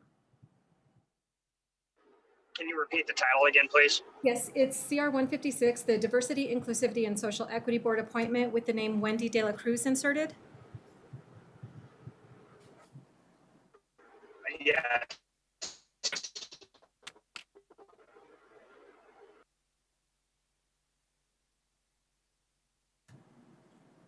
Was that an enthusiastic yes, Councilmember Walker? It's just a yes, Mayor. Okay, perfect, okay. Alrighty, so I'll close that vote, and CR 156 passes unanimously. Yay, now you're in. All right, congratulations. You guys have a great night. You as well. Good luck. Thank you. All right, we're going to go back to our original list of resolutions and start in order with CR 143. Joanna, can you please read the title? A resolution approving an intergovernmental agreement between the City of North Glen and the City of Westminster for the 112th Avenue resurfacing project. Is there a motion to approve? Motion to approve? Second. Great, thank you. Kent Kisselman, Director of Public Works, will provide a summary of the item. Good evening, Mayor Pro Tem and Council. Thank you for having me. So this is repaving or resurfacing the 112th from Huron towards Federal. About 7 years ago, they did a chip seal on that, and if you've ever driven that section, you can see it's delaminating. So they reached out to us again, see if we'd participate, and we were willing. Our portion, including a contingency, is $601,796.05. You can kind of see the breakdown of what our things are. They're going to replace 80 ramps. It's a 2-inch reconstruction. And unlike the last time where the connectivity for the bike lanes stopped at our city limits, we're encouraging that those be extended all the way through Huron for that connectivity. So once we get into the design, and we'll be collaborating with the designers at Westminster on the plans and making sure that our portions are to our standards, then we'll let you know what's going on. But this is the project for next year, and looking for approval as presented. All right, is there any discussion? All right, seeing none, please open the vote. The vote is open. Councilmember Walker, how do you vote? Yes. Thank you. I will close that vote, and CR 143 passes unanimously. All right, CR 150. Joanna, will you please read the title? A resolution adopting the City of North Glen 2023 pay plan and 2023 personnel summary. Is there a motion to approve? Motion to approve? Second. All right. Tamara Dixon, welcome, Director of Human Resources and our Chief Diversity Officer, will provide a summary of the item. Thank Welcome. you. Good evening, Mayor Pro Tem, Council. Glad to be here. I'm pleased to present for your consideration this evening the proposed pay plan and personnel summary for 2023. So our pay plan was developed after an extensive compensation market analysis, which we briefed you all on, and that was conducted by Graves Consulting. A note about the memo. We've added 3 new positions to the pay plan. There have been discussion about other positions during the budget process. Those titles are already in our pay plan, so that's why you don't see them listed there. They are listed in the remainder of the memo. We are asking for your approval this evening, and I'd love to answer any questions you might have. All right, is there any discussion or questions? All right. Oh, Councilmember Kondo. Yes, thank you, Mayor Pro Tem. I apologize, I didn't get a chance to ask you during the day today, so I figured I'd ask. I know that there was about a 7% delta to bring us to market, if you will. Are we trying to make that entire 7%, make that up in 1 year, or is that going to be phased over a couple years? Can you just thumbnail that, please? So are you speaking, Councilman Yeah. Kondo, about the 7% for 7%. civilian staff? Yes. That will be implemented effective January 6th and also throughout the year on the employee's anniversary date. Okay, understand. And 5% to be up to 5%. So not all employees across the board will receive 5%. It depends on individual circumstances, but for the most part, up to 5%, and then 2% merit is what's included. Okay. To total 7% for civilians. Okay, understand. Thank you. Okay, any other questions? I don't see any other hands. All right, please open the vote. The vote is open. Councilmember Walker, how do you vote? Yes. Thank you. Okay, I will close that vote, and CR 150 passes unanimously. Thank you. Thank you. CR 151. Joanna, will you please read the title? A resolution establishing the mill levy of the City of North Glen, Colorado for the fiscal year 2022, collectible in 2023 for municipal purposes. Is there a motion to approve? Motion to approve? Second. All right. Jason Loveland, Director of Finance, will provide a summary of the item. Thank you, Mayor Pro Tem and Council. I won't reread the title, but since that was just read, in total, we've received our preliminary evaluation from the counties of Weld and Adams. The total of that is $455,325,140 for our, as I wrote out in the memo here. That's actually a decrease of 2.42% over 2021.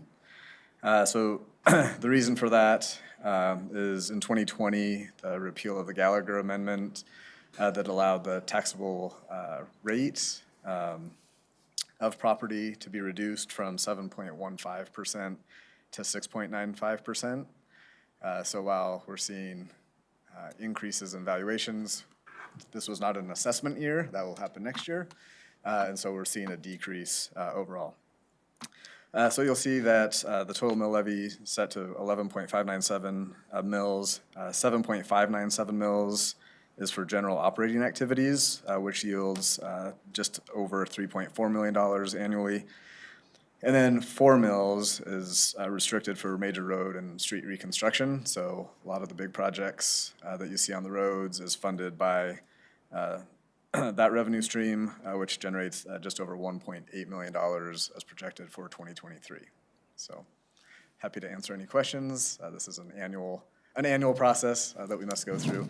We'll get the final evaluation December 10th from the counties prior to when we certify the mill officially with the counties. So if there's significant changes, we'll keep you updated there. All right, I'm not seeing any little blue hands. Any questions, discussion? No? All right, seeing none, please open the vote. The vote is open. Councilmember Walker, how do you vote? Yes. Thank you.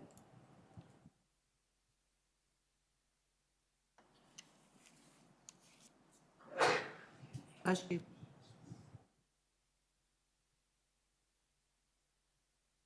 All right, I will close that vote. NCR 151 passes unanimously. CR 152, Joanna, will you please read the title?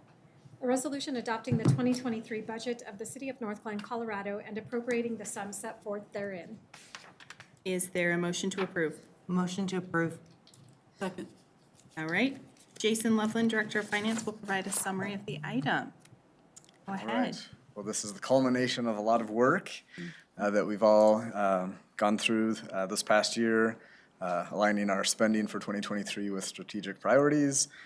Several meetings, as stated in the memo, August 1st and 15th, September 19th. Again, I feel most recently October 10th, where we held a public hearing. There was no public input provided on this year's budget. I will not be providing a presentation or regurgitating all of the numbers that I did during the public hearing. So happy to answer any questions if you have any. But this will in fact go into effect January 1st of 2023 if approved. And staff recommends approval. Okay. Oh, blue hand. I'm not seeing any little blue hands. Wait, because I can't get there. I know, I'm trying to open mine as well. Okay. I hate my little blue hand. Councilmember Brown, go ahead. First of all, I'd like to thank staff and our city manager for the dedication that it required and the endless hours that you have to put into this budget every year. So thank you so much for putting the extra effort in. I'm very pleased with where we ended. I just wanted to make sure that I thanked you. Anything else? Any other questions, items for discussion? Okay, let's open the vote. The vote is open. Councilmember Walker, how do you vote? No. I'm sorry, will you say that again? No. Thank you.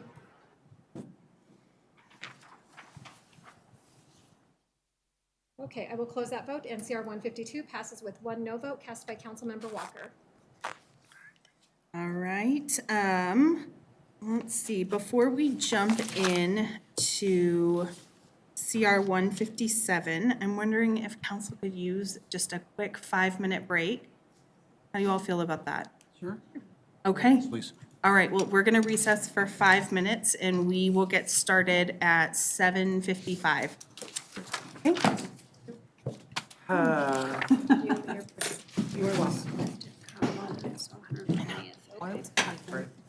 I mean, I'm okay with. It's good practice, too. I'll have to do it. One of you guys will do it.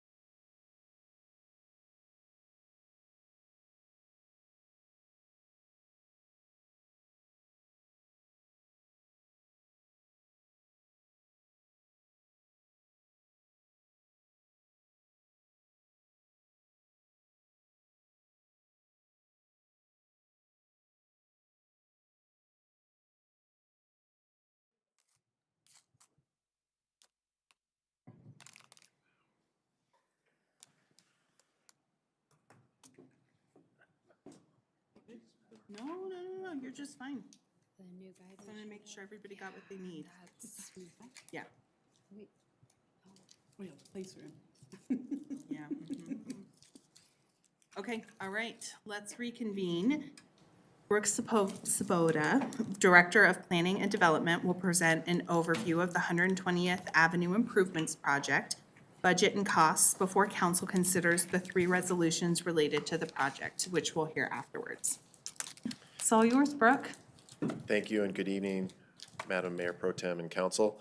I'm going to actually do something that I know most of you cringe at when I come up because I take so much time, but I am going to methodically go through the staff memo because there's a lot of moving parts here. This is somewhat of a complex set of circumstances that are leading to these 3 agenda items tonight. And so also for the benefit of the public, I want to make sure that I walk through this, and please feel free to jump in and ask any questions at any point during this discussion. So to start off with, this is to cover the next 3 agenda items, 157, 58, and 59 council resolutions. The 120th Avenue project, in general, it is a road improvement project between Washington and York Street that will effectively make that roadway section a 3-lane roadway improvement that will also include traffic signalization at Race Street and related improvements with Carl's Farm with improved access to their property as well. This is going to significantly improve traffic along this corridor all the way from I-25 to Colorado Boulevard. In the original analysis that we did for this project, it's looking that currently this segment of roadway operates at a level service E and F, which is bad on a grading scale, just like you would in school. This improvement will effectively improve this corridor up to a level service C, which is very, very good, which will improve on reduction of traffic, accident history, as well as emissions. So with that, in order for this project to have come together and get us to where we are today, it would not be without the benefit of receiving federal funds. And in total, we have received $9.48 million in federal grants. This is through DRCOG, and it's administered through CDOT. So DRCOG is called the TIP program, and it's a transportation improvement program in which typically jurisdictions are required to provide a minimum of 20% for a local match. We overmatched this initially in order to be competitive. We received our funds through the Adams County, through the ADCOG Council in order to move this project forward. In addition to that, this funding came in 2 tranches because there was additional funding made available. We took advantage of that for the total of the 9.4. So up until this point with this project, the city had allocated $2.1 million of general fund dollars for the project. In addition, we had secured Carl's Farm's proportionate share as well as Thornton's proportionate share. And those 2 amounts were approximately $1.9 and $860,000. I do want to point out that both Carl's and Thornton are paying 100% of their segment's costs for the project. So they're not paying 80% of, and the federal's paying, they are paying only 20%, they're paying 100% of their, in order for us to have a complete project. With that being said, that gave us a total of $14.4 million for design and construction. So, next part of the presentation is the design and construction costs for this project are approximately $1.8 million, and that includes the design work, as well as project administration that was handled for staff in order to help facilitate the federal hurdles that we have to clear. And I will tell you that working with CDOT during COVID, who is already tremendously short-staffed, and trying to get all of the federal compliance, that service is well paid for itself. In addition to the numbers that you see on the staff report, the last contractor is Roxol, and that's for the contract administration during the construction. So what we wanted to do in this table that is in the staff memo is to reflect all of these what we call soft costs associated with a construction project. Okay, so we get to the construction costs, and this is where things sort of got challenging for us on the staff level. We received a bid of $14.78 million for this project, which came in 25% over our project estimates for this. And I will tell you that we not only worked with our consultants, but also the City of Thornton and their project engineering staff. And when we first put together this budget estimate, Thornton staff told us that we were actually going to be very high, and they were very confident we were going to come in well under our project estimate budget. Much to our surprise, we did not. We were very concerned about this because the next responsible bid came in over $16 million, which was even more of a shock for us. So this is unprecedented, and I will tell you that we did a deep dive into this, and we did further research with other CDOT projects, as well as just the general construction trades out there, and we are seeing that this is not an unrealistic number over the last 9 months. 25% is very, very high and unprecedented on all levels. So this is not unique to this project. That's the point I would like to make for the council. So with that, for the construction part of this project, we have a $4.5 million shortfall. Now, part of that has to do with a temporary shortfall that we have with Thornton and with Carl's Farm. That amount of money is $1.367 million. Why is there a shortfall on their part? Well, for one, because these numbers came in high, Carl's Farm, when we were communicating with them before we went out to bid, they had secured $1.4 million because that's what they had identified in their budget. Their obligation is $500,000 in addition to their $1.4 million. They have agreed, and that's what the agreement, that's the resolution you have before you tonight, is to memorialize that they are going to bring forward that additional $500,000. They just can't do it at the time of award of contract. With Thornton, we had a miscommunication on timing and logistics in bringing this to their council. We originally understood that this was going to be a consent agenda item for them and that they would be able to take this forward. As it turns out, it is not going to be a consent agenda item. It is going to be taken up in November. And so we believe that that money will be coming forward here very quickly. One nuance to the Thornton contract that I do want to, or IGA that I want to mention, is that it was broken into two pieces, design and for construction. We have invoiced them for design, and so what the consideration for tonight's resolution is for the construction costs. With that being said, here's what it boils down to, is that the city will be contributing $5.3 million, which is the 2.1 plus $3.1 million of money. That's about 30% of the total project cost for a $17.6 million project cost. And I just want to mention, that is the design and the construction costs combined. With that being said, we will effectively be leveraging $12.3 million of partner funding and federal funds towards this project. So as a result of that,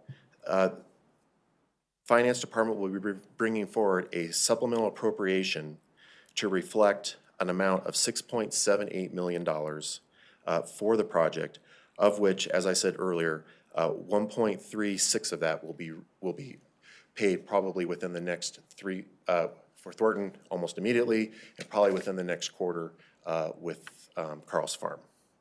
So I wanted to kind of provide this in its totality because of the moving parts and because of how, because of the amount of detail that is involved with the next three agenda items. That being said, we are very excited to be able to move forward with this project finally. This has taken a lot longer than staff had hoped for, a lot having to do with COVID and just dealing with federal bureaucracy, but we are very, very hopeful that council will consider these requests tonight. And with that, I'll open up to any questions. Councilmember Kondo. Thank you, Mayor Pro Tem. So I'm curious, is there any mechanism working with DRCOG in view of the fact that there are increasing prices to see if they would be willing to increase their grant? Is there any avenue like that? No. Effectively, the additional 2.4 that we did get was because of the Adams County TIP appropriation, there was excess funds left over. But once the project is awarded and given a notice to proceed through CDOT, you can't go back to that well. Okay, so it's dip only once? Yep. But you're saying we are getting a little bit of extra money coming from Adams County? No, no. We're getting money from Thornton, and we're getting money from Carl's Farm. The AdCog was the entity that that supported the award of the initial TIP grant funding. Sorry if that wasn't clear. Okay, gotcha. And I would just add that we also reached out to Chris LeMay, our DOLA representative, to see if there was any other funding opportunities that we could tap into given this increased expense, and the answer was no. Any other questions for Brooke? Okay. Anything else from you, Brooke?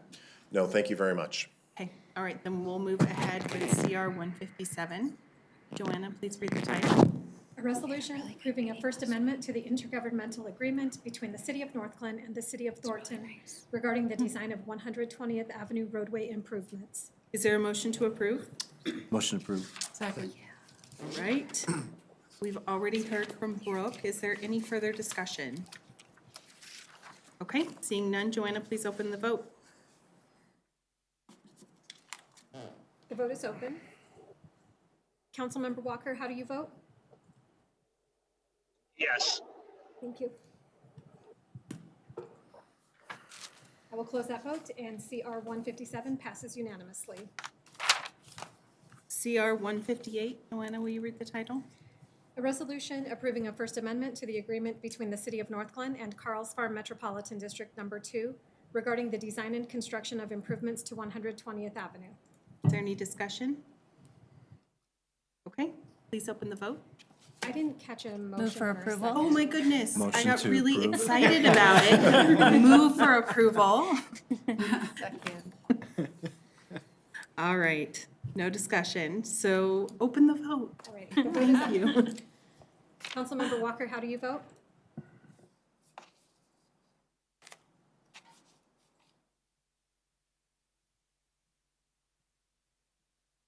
Councilmember Walker, are you still with us? I am, yes. Thank you. Okay, I will close that vote, and CR 158 passes unanimously. Right, and CR 159, will you please read the title, Joanna? A resolution approving an agreement between the City of North Glen and American West Construction LLC for the 120th Avenue Improvements Project. Is there a motion to approve? Second. All right. Any discussion? No? Okay, Joanna, please open the vote. The vote is open.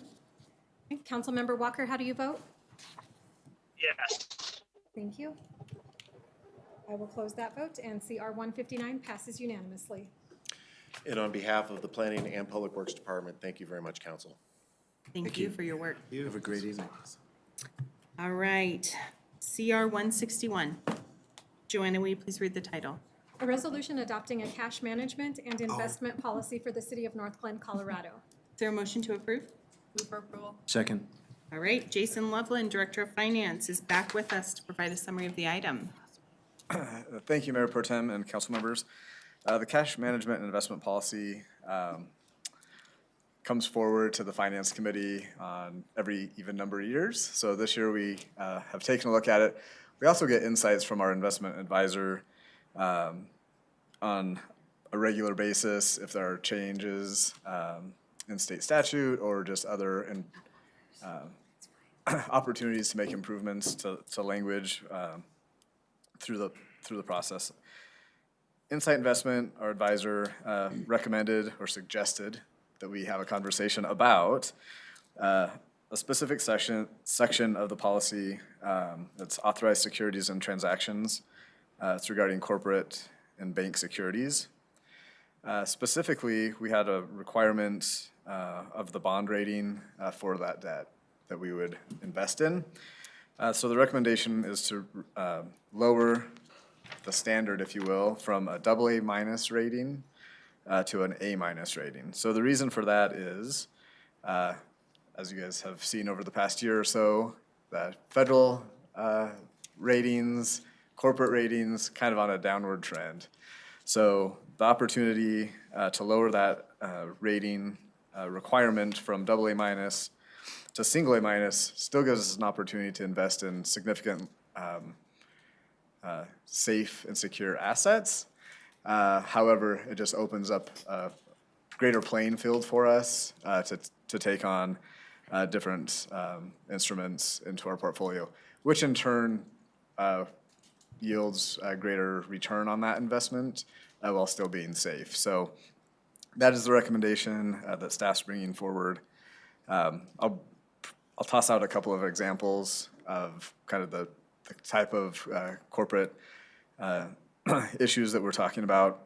So AA rated securities right now are Walmart, Colgate, Apple, so major huge players is kind of who we're talking about here. So on the lower tier of the A- rating that we're suggesting are big companies, JP Morgan, Toyota, John Deere. That's just kind of a sample of some, and so you get an understanding of what the investment policy would allow for. And again, it would provide greater return on our investments by opening up the playing field, like I mentioned. So the the finance committee, who talks about investment sometimes, went through this, and with their recommendation, staff is bringing this forward. All right, any questions, discussion? All right, I'm letting Jason off the hook easy tonight, friends. Go ahead and open the vote, Joanna. The vote is open. Councilmember Walker, how do you vote? Yes.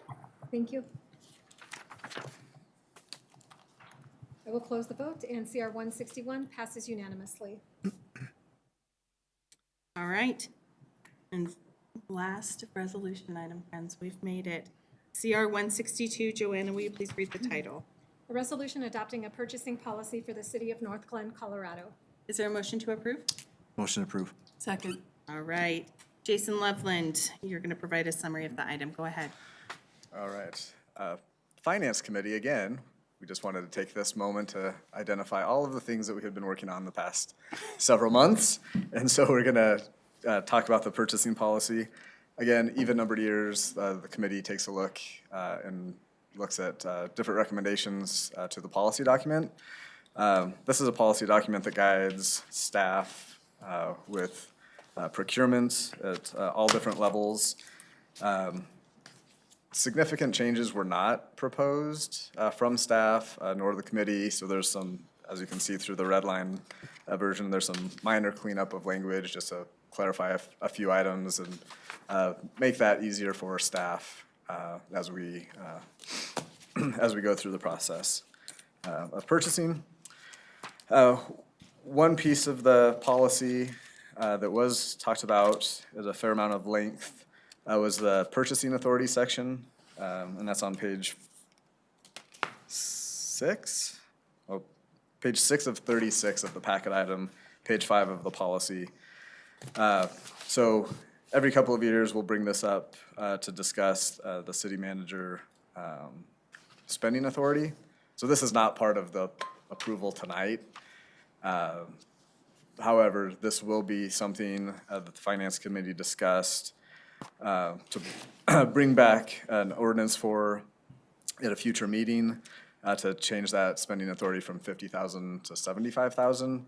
We talked about various inflationary factors that play a role in that, and what other municipalities' spending authorities are as well. So we'll bring that forward in an ordinance at a meeting in November 14th. But wanted to point that out here and now so that all of council was aware of that prior to it just being brought forward in a couple of weeks. That is something the finance committee discussed, and if there's more questions about that, we don't need to talk about that tonight necessarily, but reach out to the finance committee. Feel free to reach out to myself. We can have that discussion before the 14th, so everyone is on the same page with why that's coming forward. Questions? Go ahead, Councilmember I'm Goff. just kind of curious, when was the policy set to make it? Like So how long 50,000 ago? 2016. Okay. So that was established in 2016. And over the years, there's been a variety of going back and forth. with that number, so. Okay, thank you. Yeah. Are there questions, discussion? No? All right, please open the vote. The vote is open. Councilmember Walker, how do you vote? Yes. Thank you. We'll close that vote. NCR 162 passes unanimously. Thank you, Joanna. All right, we have one item for discussion items, and that's parking on an unapproved surface. Brooke, I believe you're back to present the item. I am here for some quality time with council about parking on unapproved surface. All right. I just want to preface a few things. When this came up under council communications a few weeks ago, there was also conversation about landscaping requirements. And one thing I do want to mention to council is that we are taking that through our errata process on the UDO. Errata is where we find gaps or errors in the code and we update the zoning code as they come up and we find out like, oh, we didn't think of that or need to address it. One of the reasons why it's not part of this conversation tonight is because we're still testing the new policy approach that we're doing, and we're going to be taking that to the Planning Commission here in a little bit before we bring it to you guys, but it's not off the radar, it's front and center. This is more complementary to that conversation, but no, I just wanted to let those council members know that had brought that up as, should we be looking at these together? It's difficult because we're trying to figure out an easier way to administer landscaping requirements that are more user-friendly and also easy to enforce on. So, moving into parking on an unapproved surface, and I also want to mention that tonight's discussion is really a starting off point. This is not framed in any way to sort of direct council into one particular option or not. It's really more or less just to kind of get the ideas going and have people weigh in and share perspective. So with that, it's just to give some background here, and we'll move forward with the next slide.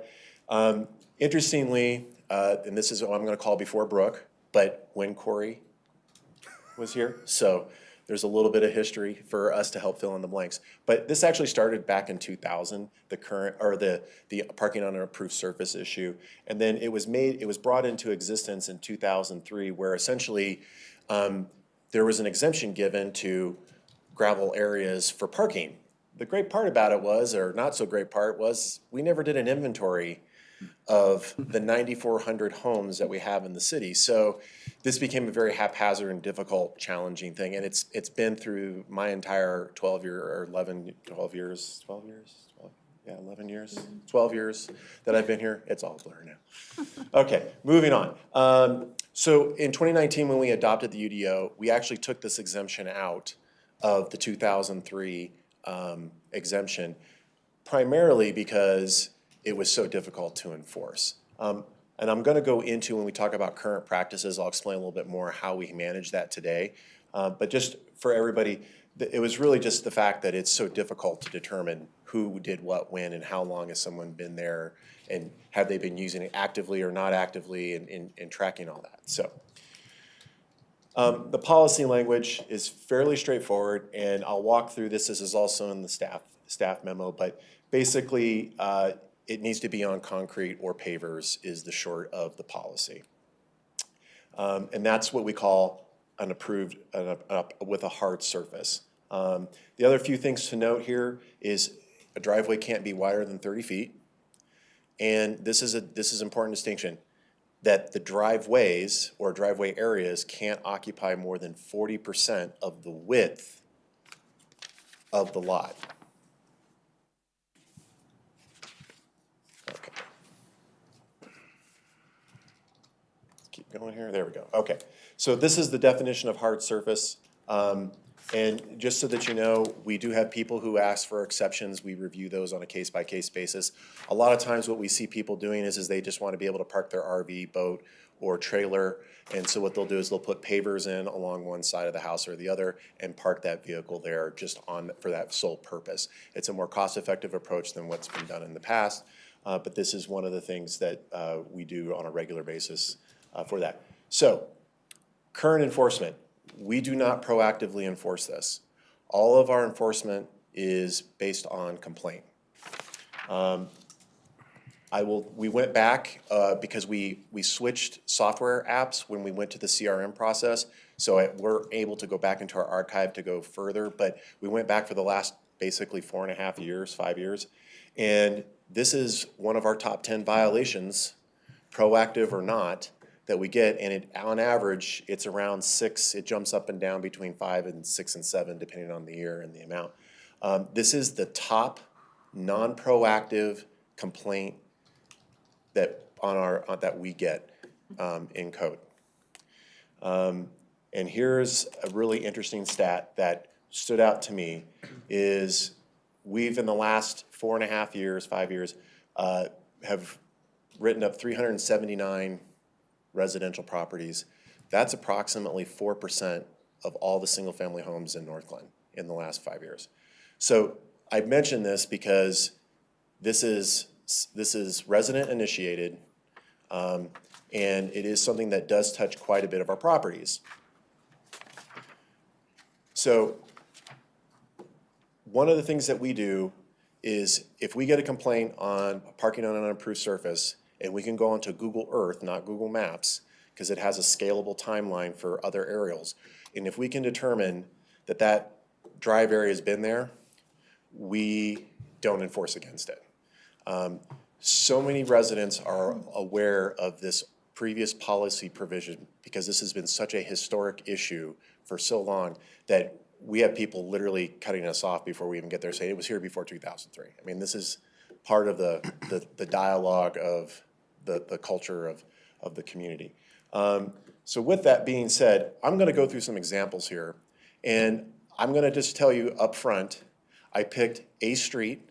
If you happen to recognize this street, don't disclose it because we want to protect people's privacy. But I picked a street. All of these homes are within 750 feet of each other.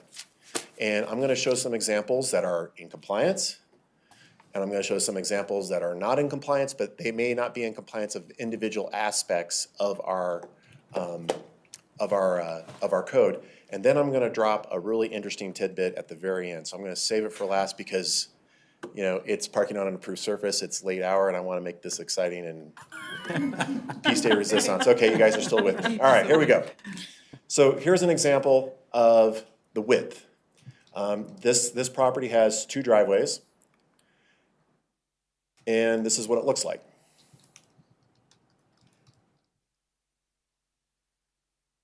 This property has 2 driveways that occupy 50% of the width. And this is what it looks like. Now, one might argue that this looks a lot nicer than the other property that is in compliance, and this one isn't in compliance, but perhaps might be perceived to be nicer.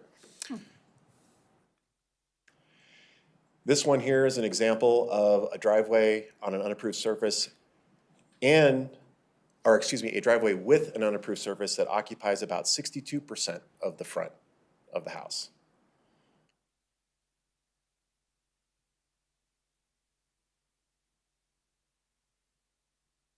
Here's a house directly across the street from the first house where the trailer is actually parked on grass.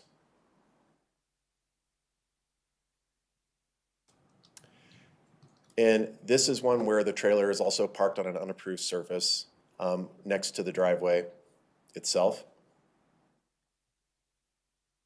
And this one here is one that is far in excess of the driveway area, as you can tell. But here's bonus points. Can anyone tell me what the other code violation is in the picture? The trash can. There you go. All right. You guys are awake. That's good. We're rolling here. Okay. So this is actually directly next door to the oversized driveway. And if you note, the person chooses not to park on the driveway, but park on the unapproved surface. This house is directly across the street and has no driveway, but parks on 2 unapproved surfaces in front of their house because both red cars are actually on the same property. So, what do you think my interesting tidbit is going to be in all of the examples that I just shared with you? Not one of these houses has ever had a complaint filed against it for parking on an unapproved surface, which I thought was astounding to me when I was doing, and I just want to repeat, I went and just picked a random street in North Glen, and within 750 feet, this is what was out there. So I do this in part because in my experience in being here, this is probably one of the most neighbor-on-neighbor issues that we face on a regular basis.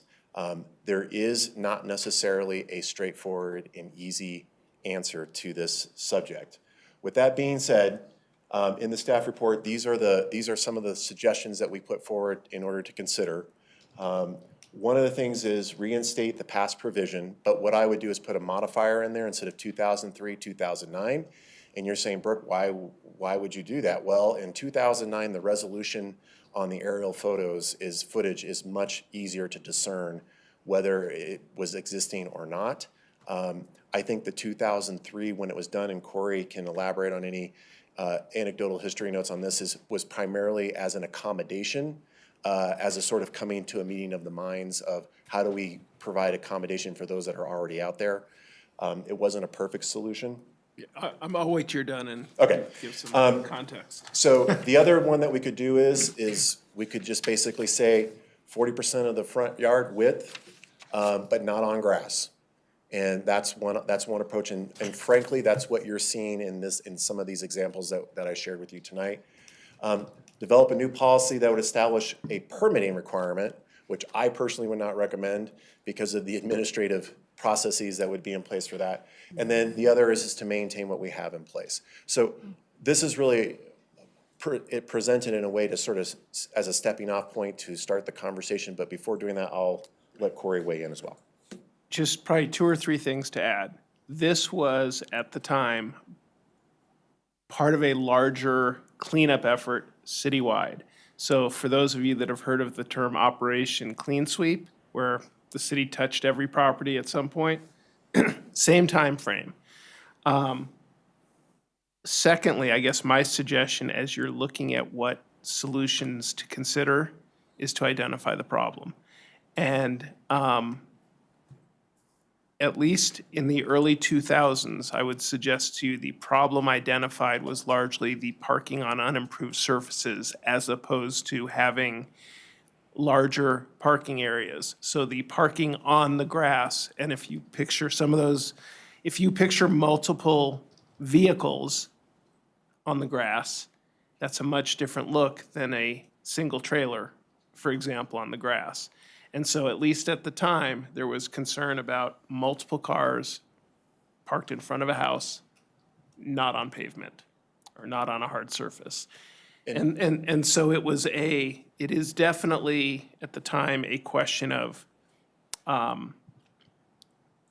the visual impact of all the vehicles parked on unapproved surfaces.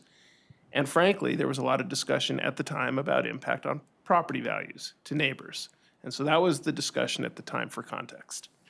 And one last comment I'll throw in there about this topic is what we are seeing now more than anything is the issue of don't park in front of my house. It's a public street. It's not exclusive right to any person. And so in combination with, okay, well, I'm not gonna go park on the street, I'm gonna park on my property. And so there's larger families. I think there is an equity issue that's also part of this equation in that we have, as you saw through the housing study, we are transitional housing.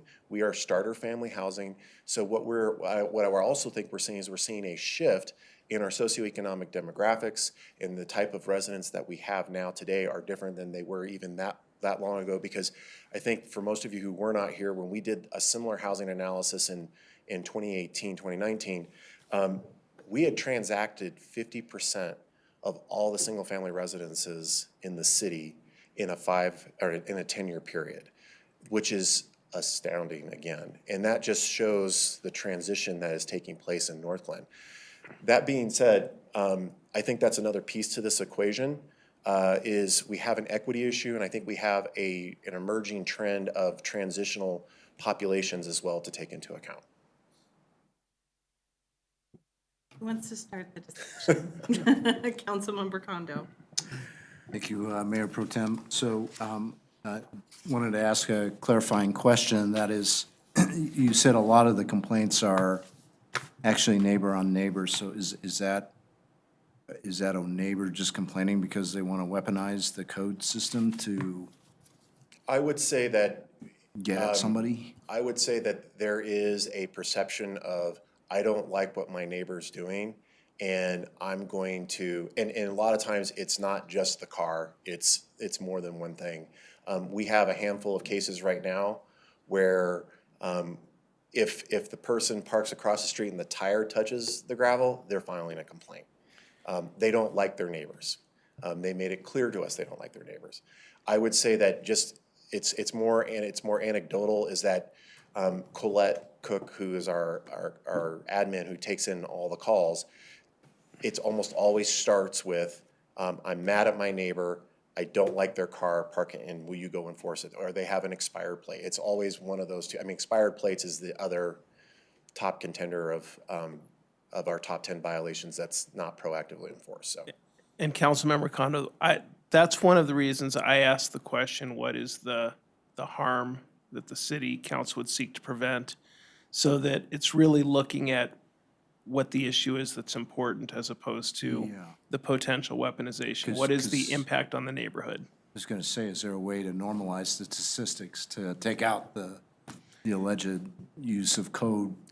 Well, I so think that we can really see what's going on. I think it is easier if council has a direction as to what the problem is. Because, for example, if the question is parking on unapproved surfaces, it is really easy to identify someone parking on grass, whereas some of the nice driveways, look fine even when they're well in excess of 40%. Yes. Councilmember Goff.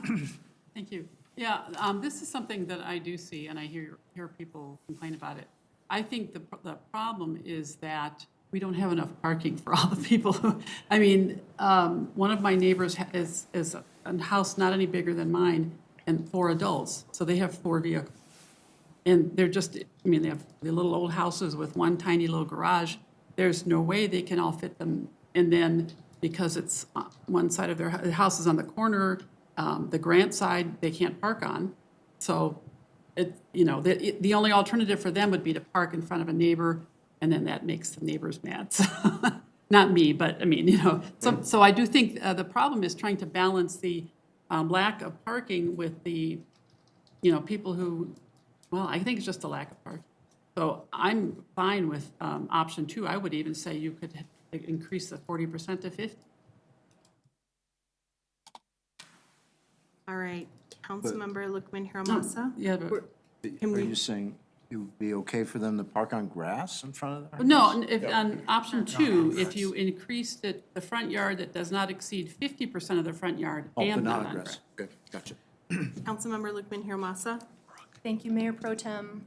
This is definitely something, as Councilmember Goff has just explained, I hear a lot of complaints in our ward for, and I see how it can be used, in neighbor disputes. And going back to that tidbit that you gave us, you mentioned that they were all within 750 feet of each other, and they're all very similar. So, I mean, they're all neighbors that are kind of doing the same thing, which is probably why nobody's gonna complain against another neighbor. So that's very clear in terms of how that can be used. My concern with number 2 is, I'm kind of leaning towards that as a possibility, as long as it's not on grass, is, and I've heard support even from folks in our ward who have complained about unapproved surfaces, saying, well, I'd even be okay with that if there's some rules in place, for example, that it's well kept, if it's on a different hard surface or gravel, that the gravel is not spilling out into the street. So if something like that were up for discussion, would there be some pieces in place to kind of lay out very clearly that there can't be like gravel all over the street, or is that getting into number 3 and making it more complicated? No, I think You're absolutely right. I think that's something that's very doable. The only thing I will mention is that if you drive up and down most North Glen streets, you'll probably see much of the same. What we have experienced is when someone gets upset with somebody, that's when the game changes. And I mean, I can tell you that there was one earlier this year where we had a resident come in and wrote up like 15, 20 properties in their neighborhood, and we went out and walked it, and they missed or didn't write up all the violations in the neighborhood. And so we had to go through, and I think we had, I think there was like a total of 22 or 23 that we received, and when we were done, we wrote up 40 properties, because we had to be fair and consistent. So my only point is it seems like it's not an issue until someone makes it an issue, and then we are left with dealing with a comprehensive thing, because that's typically what happens. Someone will call on one, and then we'll go, and then they'll go and point their finger and say, why aren't you writing them up? And then we have to go and do a whole sweep of the area to be consistent. So it's typically how it plays. I think I could support something like number 2 as long as there's some clear rules Sure. in place that helps ease some of those neighbor-on-neighbor issues, as long as it's not grass and the dirt Right. spilling out to the street kind of thing. I had one more question. Oh, I've actually started noticing a lot more, whereas before I would drive right by them and not notice it. So it's not until we start getting a lot of those complaints, I was like, I never realized just how many folks do park on services. Mostly campers and things like that. That was my question for now. Thank you. All right, I'm gonna hop in here because I don't see any other hands right now. Brooke, this was really interesting. Your tidbit, like, I was on it. Didn't see that coming. Well Neither played. did I, to be honest, because I thought I was going to be telling you they've all been written up, and no. Well, I mean, it's true. There is just such, they're so different. And, I've been spending a lot of time in our North Glen neighborhoods recently, and it's different on every single street. It really is.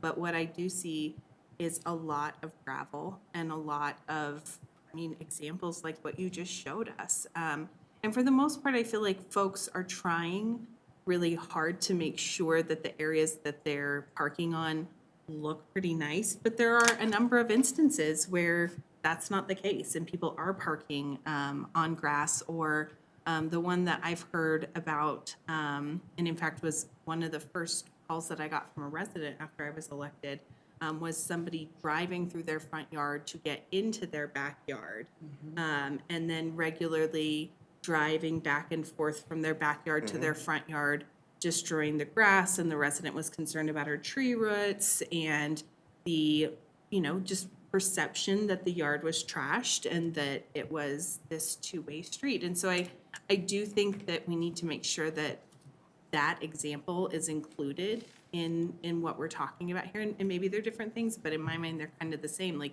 you're gonna be driving to the back of your yard, and you're gonna be moving your RV or moving your vehicle. You need to make sure that you've got some sort of surface there that's not grass or mud.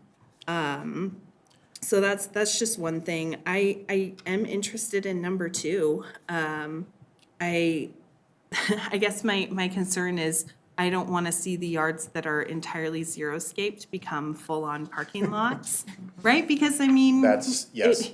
It could happen, and so I would love to make sure that we have something that's clearly spelled out as a regulation in our UDO that says you can't use your fully xeriscaped yard as a parking lot. I think guardrails would be important there. And then the feedback that I got from the seniors today was particularly around some of the properties that they've seen around the neighborhood that they've got an unapproved surface as it stands right now under our code.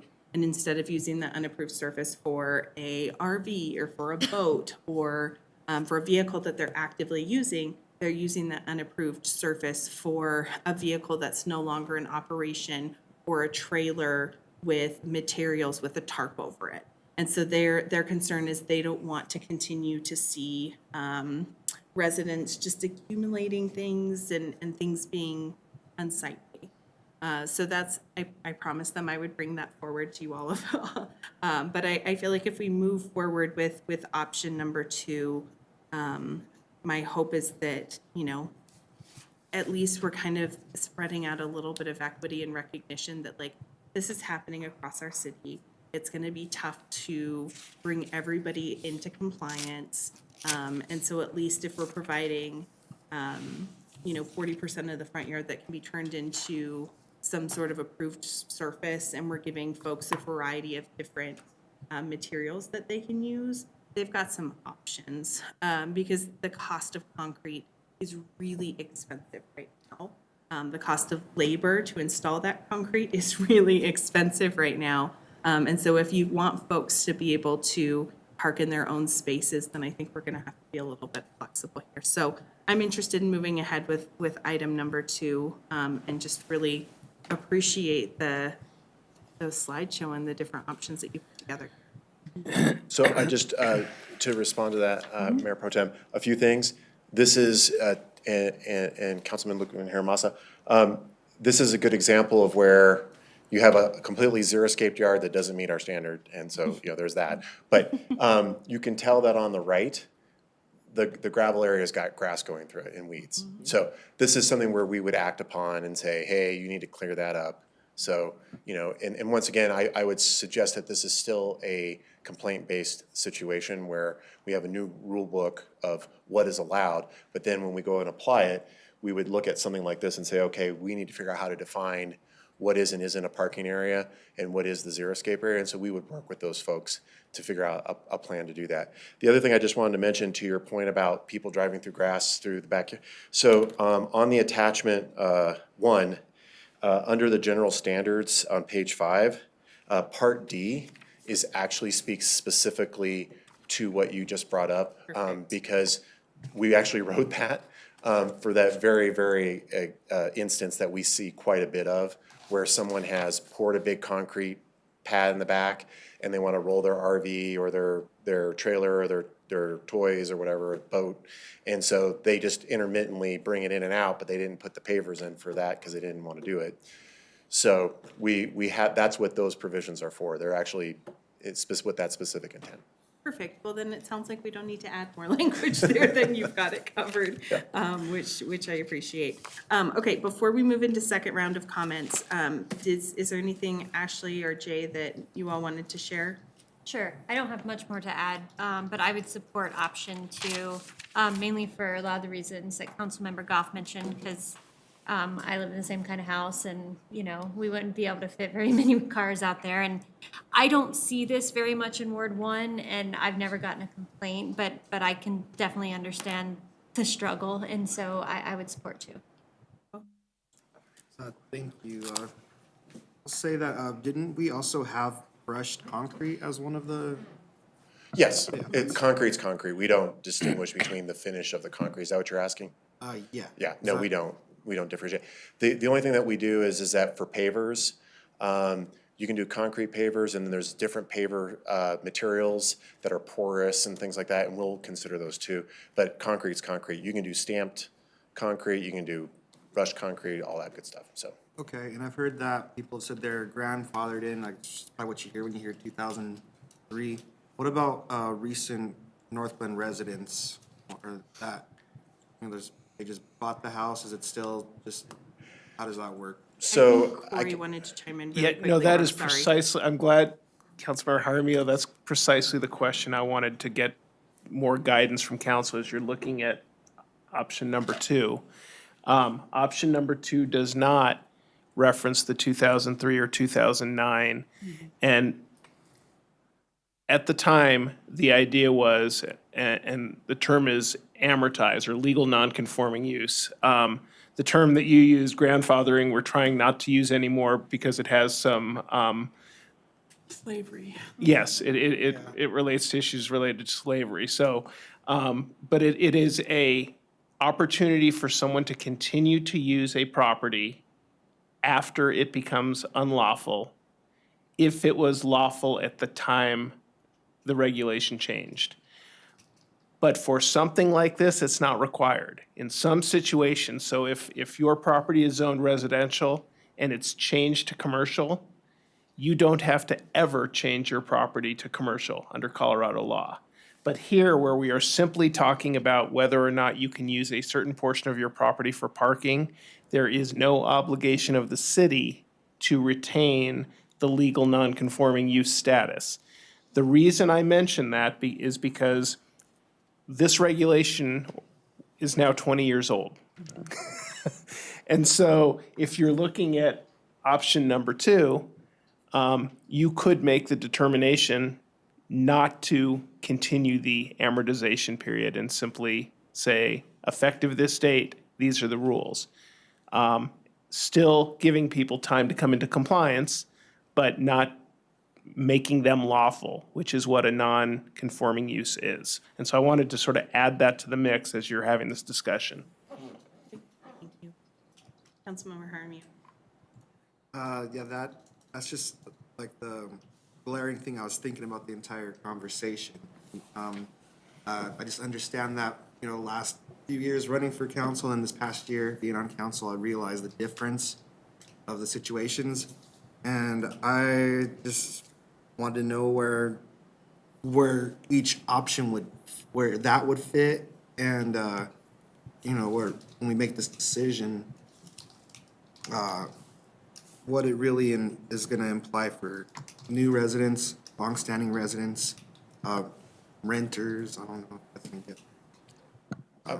My take is that it's going to make enforcement that much easier because it's going to be very straightforward. People who have the institutional memory, it's going to be less relevant because really what we're going to be focusing on is the care and the condition of these areas as opposed to whether it's allowed or not. And so I think we're providing much more accommodation and flexibility on where people can park.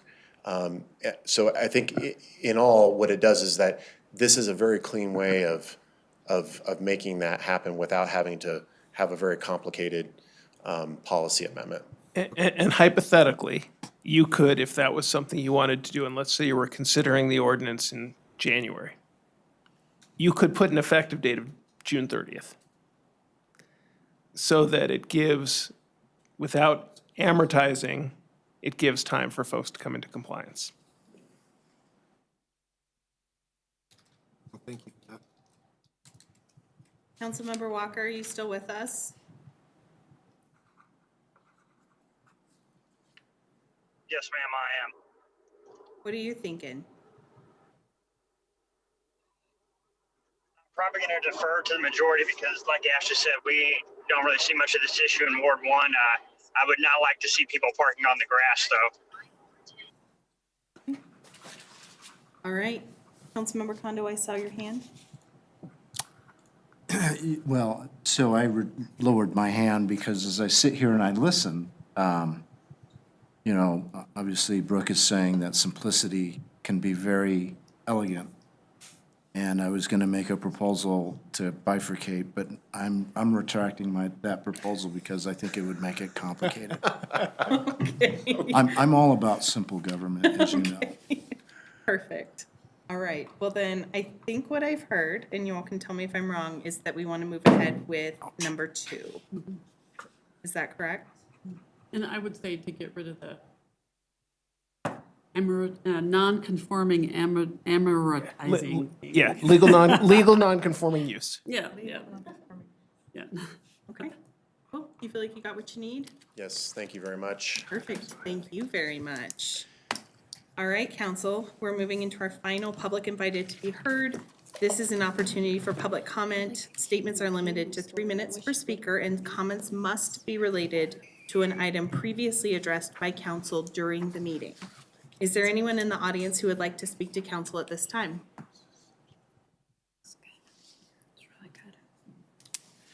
All right, come forward and state your name and your address again for us, and then you've got 3 minutes to provide comments. Michael Hubbard, 950 West 103rd Place, North Glen, Colorado.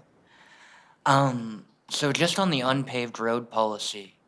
So I didn't hear anybody come out and say it that one of the reasons they're parking on their property is to keep the roads clear. And one thing I didn't see spelled out is if any of these roads where they're doing this are smaller or bigger than normal, or details like that. But on the terms of accommodation and the concept of fines, you might be able to deal more appropriately with the I hate my neighbors issue by noticing the places where people are doing this to try and keep the roads clear, and where they have chronic abusers where people cannot park in their own homes or their own rental properties.